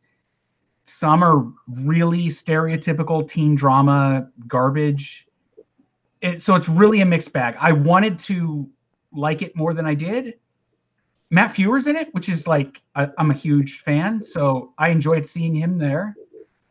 But it's not bad. It's if you're doing something, like if let's say you're doing the dishes and you want to put something on in the background, it's perfect. Is that by the way? That is a hell of a recommendation there. By the way, have we ever gotten a date for when Stranger Things 3 is going to come? Not that I know of, but I'm not really paying attention. But to go back to Umbrella Academy, Kelly Young, a former person that appeared on this podcast occasionally, and work and supposedly he's coming back. theoretically, but he's got to work, and then he gets sick, and then like he's out of whiskey. It's just all these excuses. But he's the one that recommended Umbrella Academy to me, and I was kind of hesitant because I'd read the original 2 miniseries, and it's the casting is so brilliant in it.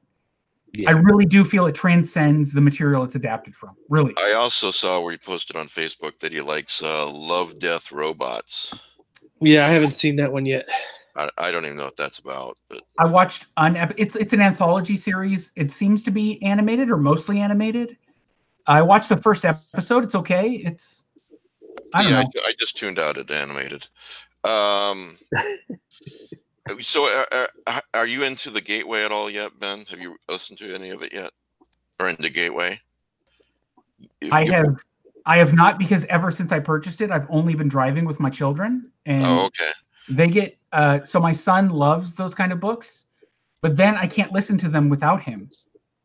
And that makes it really hard to get through an audiobook if like I spend 3 hours a day on the road and I can't listen to the book I want to listen to for 2 hours and 45 minutes of it. Yeah. Well, the background on this is that Ben was messaging me about having a hard time finding sci-fi horror. Wait a minute. Ben's allowed to message you? Yeah, don't you? Oh. Bitch. It came by carrier pigeon. Anyway, there's lots of sci-fi space opera, but what about sci-fi horror space opera? So I came up with a book that I haven't read yet called Gateway by Frederick Pohl. Yeah, we all know who he is. I just don't know if I'm pronouncing his name correctly. Yeah. The weird thing is, the first book is only available on Audible. You can't buy the Kindle version. So I was trying to, I was hoping to get the Kindle one. It was like, oh well, Audible works, and I'll pick it up. But there's some of the weird, there's some weird licensing thing where every other book get it on Kindle. Yeah, I don't know. I was really looking forward. I mean, I guess I'll get it for like $2.25 on Kindle. On Amazon used, or I'll use an Audible credit on it. But it looks really good. It's about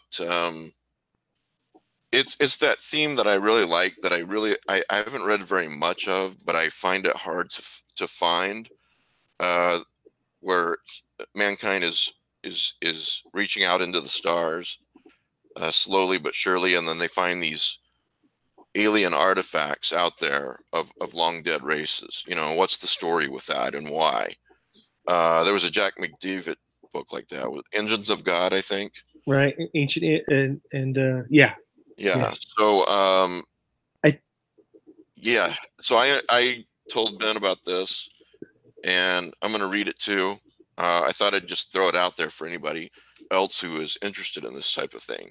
Yeah, and I was thinking about this because I was so obviously there's the Hyperion series by is it Dan Simmons? It's Dan Simmons. I couldn't. I tried to get into it, couldn't.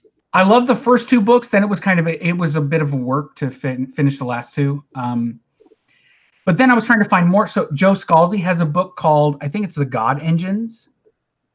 No, that's McDevitt. That's is it McDevitt? Yeah. Engines of God, I think. I don't know. Something like that. So anyway, Gateway by Frederick Pohl. If you're interested in this sort of thing, I'm going to be reading it or listening to it. Yeah, just be careful, Mike, because that's the first book in his whole Hichi Rendezvous series. I see that. This could turn into an addiction. Yeah, All right. Before we move on, the book I'm thinking of, The God Engines by John Scalzi, it's a different book than the one you're talking about. Oh, interesting. Okay. It is a space opera, and basically what it is this human empire, and what they power their ships to warp through space by capturing gods, because they worship like the one true better god. Right, I've heard of them. Yeah. And it's a novella, and it's really amazing, and I would argue very good horror. But it's this idea that like basically they're worshipers, they have to do whatever their god says, but their ships are powered by basically enemy gods. and it's like what's true, who's lying about what. The captain's kind of caught in the middle of trying to figure out what's going on. It's really, really interesting. I said we talked briefly about John Horner Jacobs, who I contacted earlier today when I noticed this, and he's going to be on the show sometime in the next few months. We just need to nail down a date. He's the author of Southern Gods, not American Gods, as I said earlier, absentmindedly. Southern Gods, and he's got a book coming up in October called A Lush and Seething Hell, Two Tales of Cosmic Horror. So you might want to pre-order that if you're interested in John Horner Jacobs, and presumably you're interested in cosmic horror if you're listening to this. Or maybe you just found us randomly and you thought, who are these idiots? Anyway, what else do I have on here? Oh, okay. This looks interesting. I picked this up on Bloody Disgusting's website. A movie coming up called Danielle, or not Danielle. My wife's name is Danielle. Daniel Isn't Real. Have you guys heard about this? No. Reading the article, Daniel Isn't Real might just be the best horror movie playing at the SXSW Film Festival this year. That's South by Southwest. Okay, I didn't know what that was. Based on Brian DeLau's novel, In This Way I Was Saved. I'll have to pick that up. And working from a script he co-wrote with DeLau, Mortimer has crafted a unique and terrifying vision of discovering one's true identity against a world that is seemingly against you. This film about an evil imaginary friend manages to be a near-perfect combination of body horror, cosmic horror, and psychological horror that gets under your skin while also finding its way into your heart. You know, the cosmic horror caught my eye, but the whole, even if I hadn't mentioned cosmic horror, I'd be very interested in this film. You know, and I can't wait for a wider release when I can watch it, because, you know, different is good. There's so much out there that's, you know, just the same crap. And I don't know, this looks really, really good. So Daniel Isn't Real. I have no idea when it's going to come to, say, Amazon Digital or anything, but when it does, I will be lined up to watch it. Another thing on Bloody Disgusting talks about the upcoming Pet Cemetery movie and how it's going to be really different from the first movie. Do you know much about this one, Pete or Rick? Anyone? No, I don't. I was just going to say, I watched the trailers. This is one of those ones where, and Mike, I know I've talked to you about this before. Now that I'm a parent, so I read Pet Cemetery when I was in high school, and it's the scariest novel I ever read at the time. It really got to me, especially that ending. Now that I'm an adult with children, I can't read it. Yeah, I hear you. There's an audio drama too that's very, very good that I couldn't get through. I can't watch The End of the Mist. Exactly. Yeah. It's weird to me because I used to be that person that could stomach anything, but children of the protagonists, like, it's just I can't do it. I can't do it anymore. Someone recently wrote of Mike Davis, your host, and said, I hear background on you, Mark, so I'm gonna click your mute button, okay? Just unmute yourself if you want to talk. I'm sorry. Someone wrote of Mike Davis recently that, there you go, I've got you muted. What is the purpose of his existence? You know, and it just, not to diss on anybody that doesn't have kids, because we do have enough people on the planet. Okay. That's fine. If you don't want to have kids, don't have kids. But to hear from someone who doesn't have kids, a question like, what is the purpose of your existence?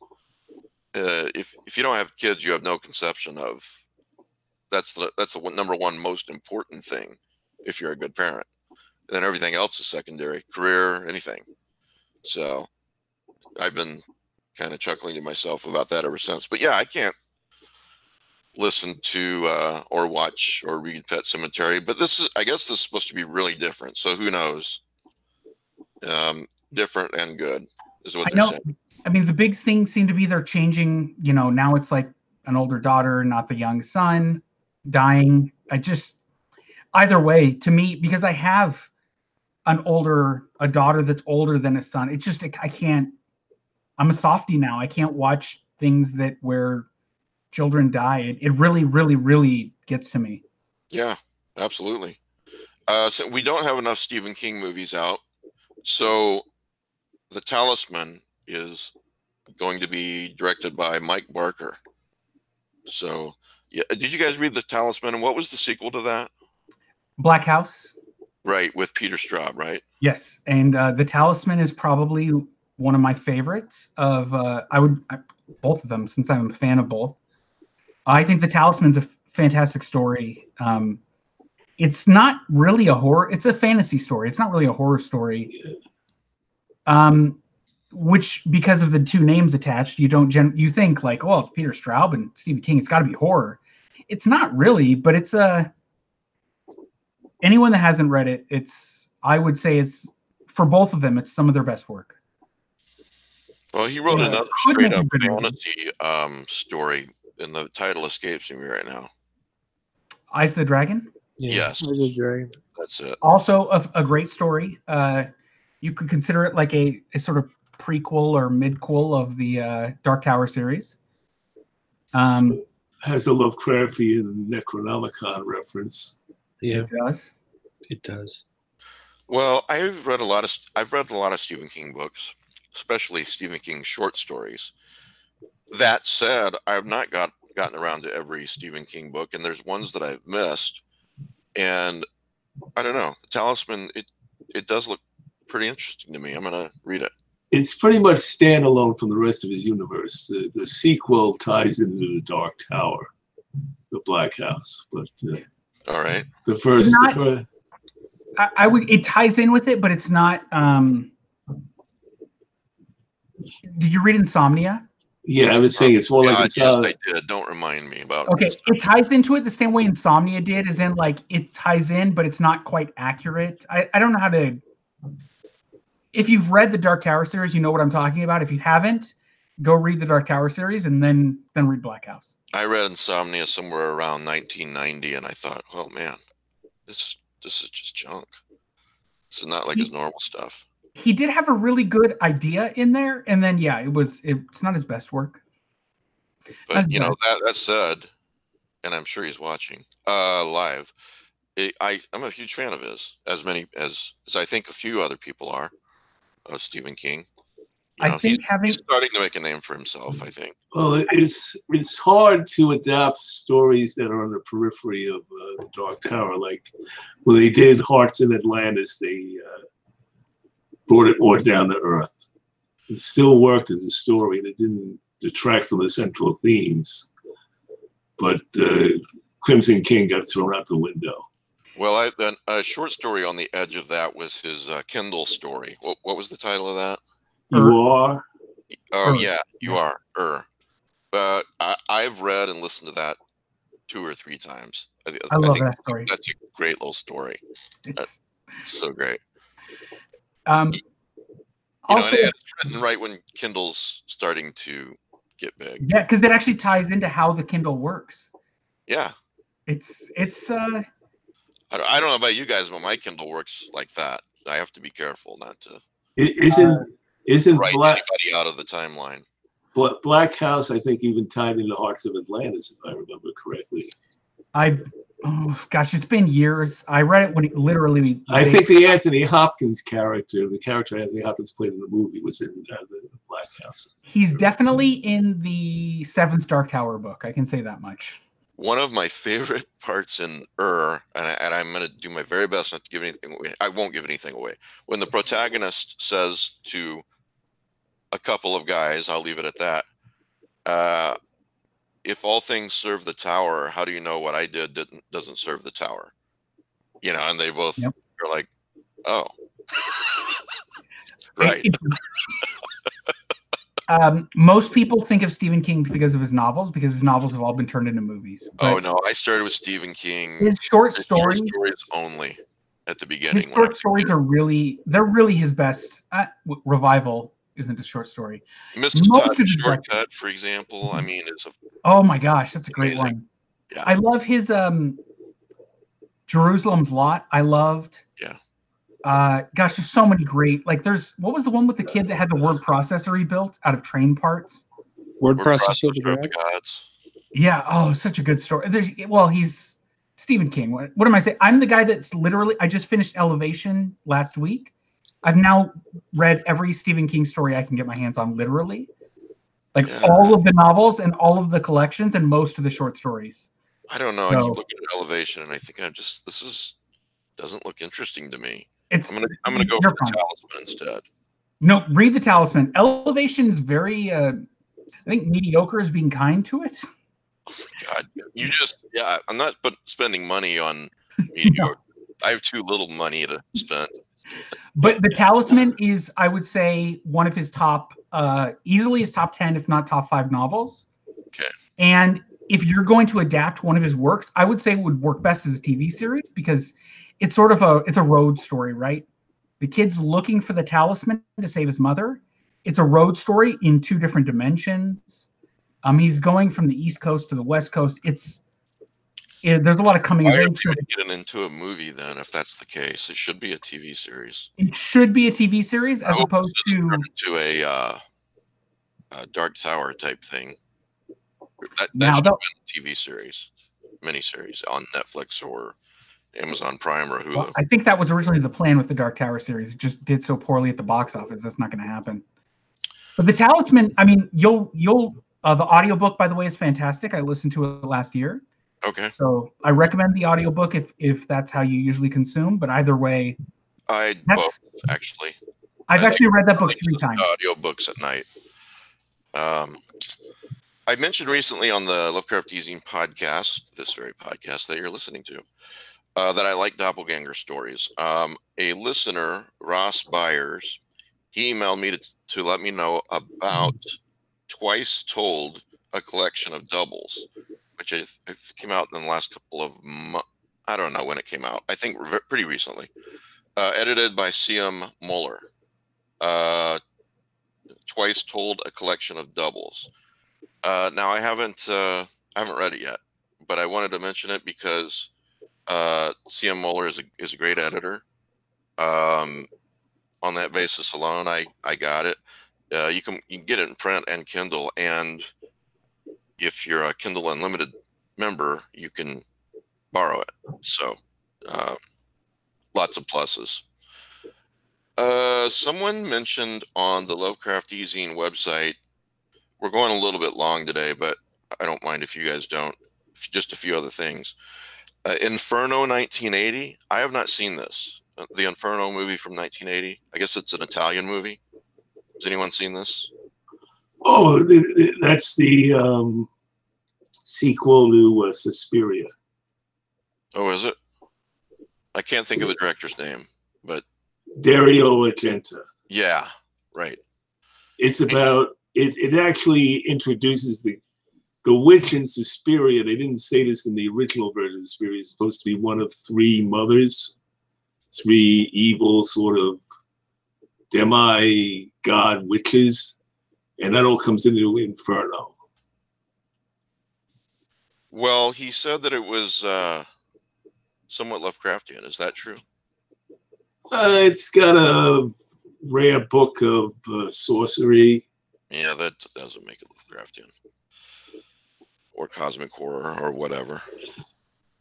It's got sort of a feel that the apocalypse is coming. It's sort of like I sort of was almost a cross between a supernatural thriller and a Dr. Malbuza movie, and it had weird architectural secrets and things going on there. But it's similar. It's similar to Suspiria. Okay. I was going to get into us talking about our favorite Twilight Zone episodes, but we're running long, and so why don't we save that for next week? You know, Jordan Peele's got a new Twilight Zone series coming out soon. And that's definitely that would be a very good discussion. I'll just only say this for today. And When the Sky Was Opened is excellent Twilight Zone cosmic horror. You guys remember that one, right? About the pilots. Yes, it's so was it was like #1 on some list you posted? Yes, right? it was. Yeah. And that's the one I remember the most vividly, but there's legitimately like, I don't know, 15, 20 Twilight Zone episodes that are like impactful to my childhood. Yeah. I mean, like the famous William Shatner, what is it, 10,000 was it Nightmares? 10,000? Yeah, that's one of my favorite episodes, and it's like William Shatner is being so over the top, and it's so good.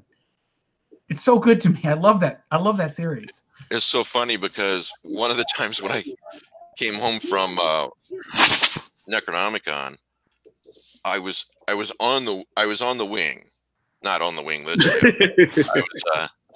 I'm not a superhero, no matter what. Some people, I'm a supervillain. I was sitting on that seat right next to the wing. You know, basically the same seat William Shatner's sitting in, essentially. And so I kept thinking about that episode. And when I got home, I watched it again, and yeah, it's great. I love that. Do you want to smoke stuff? You know, like, you know, the good old days when you could smoke on planes. That ending to me was because I caught it in a marathon of some sort when I was a kid, and that ending to me, because it was like, oh, is he crazy? Is he not? That ending to me was, when I think of the Twilight Zone, that's it. I'm not going to say it's the best episode, but that's the episode I think of when I think of the Twilight Zone. I would say I lean towards, though, that he was not crazy because the narration at the end makes it clear. Well, and there's damage on the wing. Yeah, they say like soon they'll discover he wasn't. Yes, yeah. Something like that. But either way, I would say that is the best episode. Would you? Gosh, I'd have to think, but it's as I said, it's my favorite. It's the one I always think when I think Twilight Zone. That episode is so central to me. There's so many great episodes. I don't want to. It's hard for me. I'm not an objective participant in this. I just love that. Well, it's not an it's not an objective thing, you know. But why don't everyone think about your favorite Twilight Zone episodes and why, and that'll be a topic of discussion next week. So this new series coming out. Let's say try to remember the hour-long ones that don't get syndicated as much. I remember that they weren't quite as good though as the half hour. But there was some from my childhood which I'll never forget in an hour-long series. Okay, just real quick? What's your favorite hour-long episode, Rick? The new exhibit. I'll watch it before next week. The new exhibit, which is about a wax museum of serial killers. Oh, I'm gonna have my wife watch that one with me. No, that's a fantastic dolls and mannequins and all that stuff. It's where I first heard the name Jack the Ripper. That's why it's never heard of Jack the Ripper before I saw that episode. Yeah, place in your heart. Time enough at last. Yeah, no, you know what? Everyone talks about that one, but I don't really care for that episode. Well, if you look at it scientifically, he was dying from radiation poison anyway. I mean, he would. No, I'm just saying he was not. You know, regardless of whether he broke those glasses or not, he wasn't going to last long. No, you're right. You're right. He could have gone out reading a lot though. Yeah. I'll say the revival series, even the one in the 80s at least. I don't think I saw the third one. Even that one had a couple of episodes I actually really enjoyed. So I don't know. Twilight Zone's just one of those. I don't know. Did you see the episode called Shadow Man? I'm not sure. From the 80s. That was the shadow-like killer that was up in the kid's bed. Yes. That was fantastic. The other thing I'll mention is there's a cut of Planet of the Apes that's cut like a Twilight Zone episode. Oh, really? If you have the means, I recommend, just because Rod Serling wrote, I guess, like the first couple of drafts of the script. They kept some of it, but it's kind of funny to see, like, oh, this could have been sort of thing. Rick, what was the name of that hour-long episode again? It went right the new exhibit. The new exhibit. Okay, thank you. Jason Wallach, Lovecraft eZine podcast listener and supporter, he knows my son's sick, and he sent my son a Shoggoth that there's only 20 of them made. And so I just wanted to say on air, thank you, Jason. That was very, very, very kind of you. I really appreciate it. Let's see here. Oh, yeah, we got a lot that we didn't get to, so I won't have to work as hard next week to find topics. And we've rescheduled Mallory. Yes, we rescheduled her for April. Right. Yeah, she's on the schedule for sure. I'm sorry for everyone out there that's really sad about Arrow ending. So, hey, I mean, maybe it'll go out strong. I'll watch it someday. It kind of reached its. There's only so much Batman mythos you can rip off. That's right. That's exactly right. Yeah, but it's reaching a point where it's becoming, where the storylines are running out. I mean, I stopped watching it, but I was just saying he saved the city so many times from destruction. Yeah. Yeah. All right. It's the Buffy syndrome. You know, in fact, they even had the recurring cops say it's May, the city's going to be in danger in like the third season or something. Yeah. All right. Well, thanks, guys. For everyone who doesn't know it, I do have a Patreon, and I really would appreciate the support. You get extra podcasts and extra books, things like that, depending on your level. Just Google Lovecraft eZine Patreon, and talk about quite a variety of topics. So I think we're up to 30 Patreon podcasts by now. So, all right. Thanks, guys. Thanks, everyone, for listening, and we will see you next week.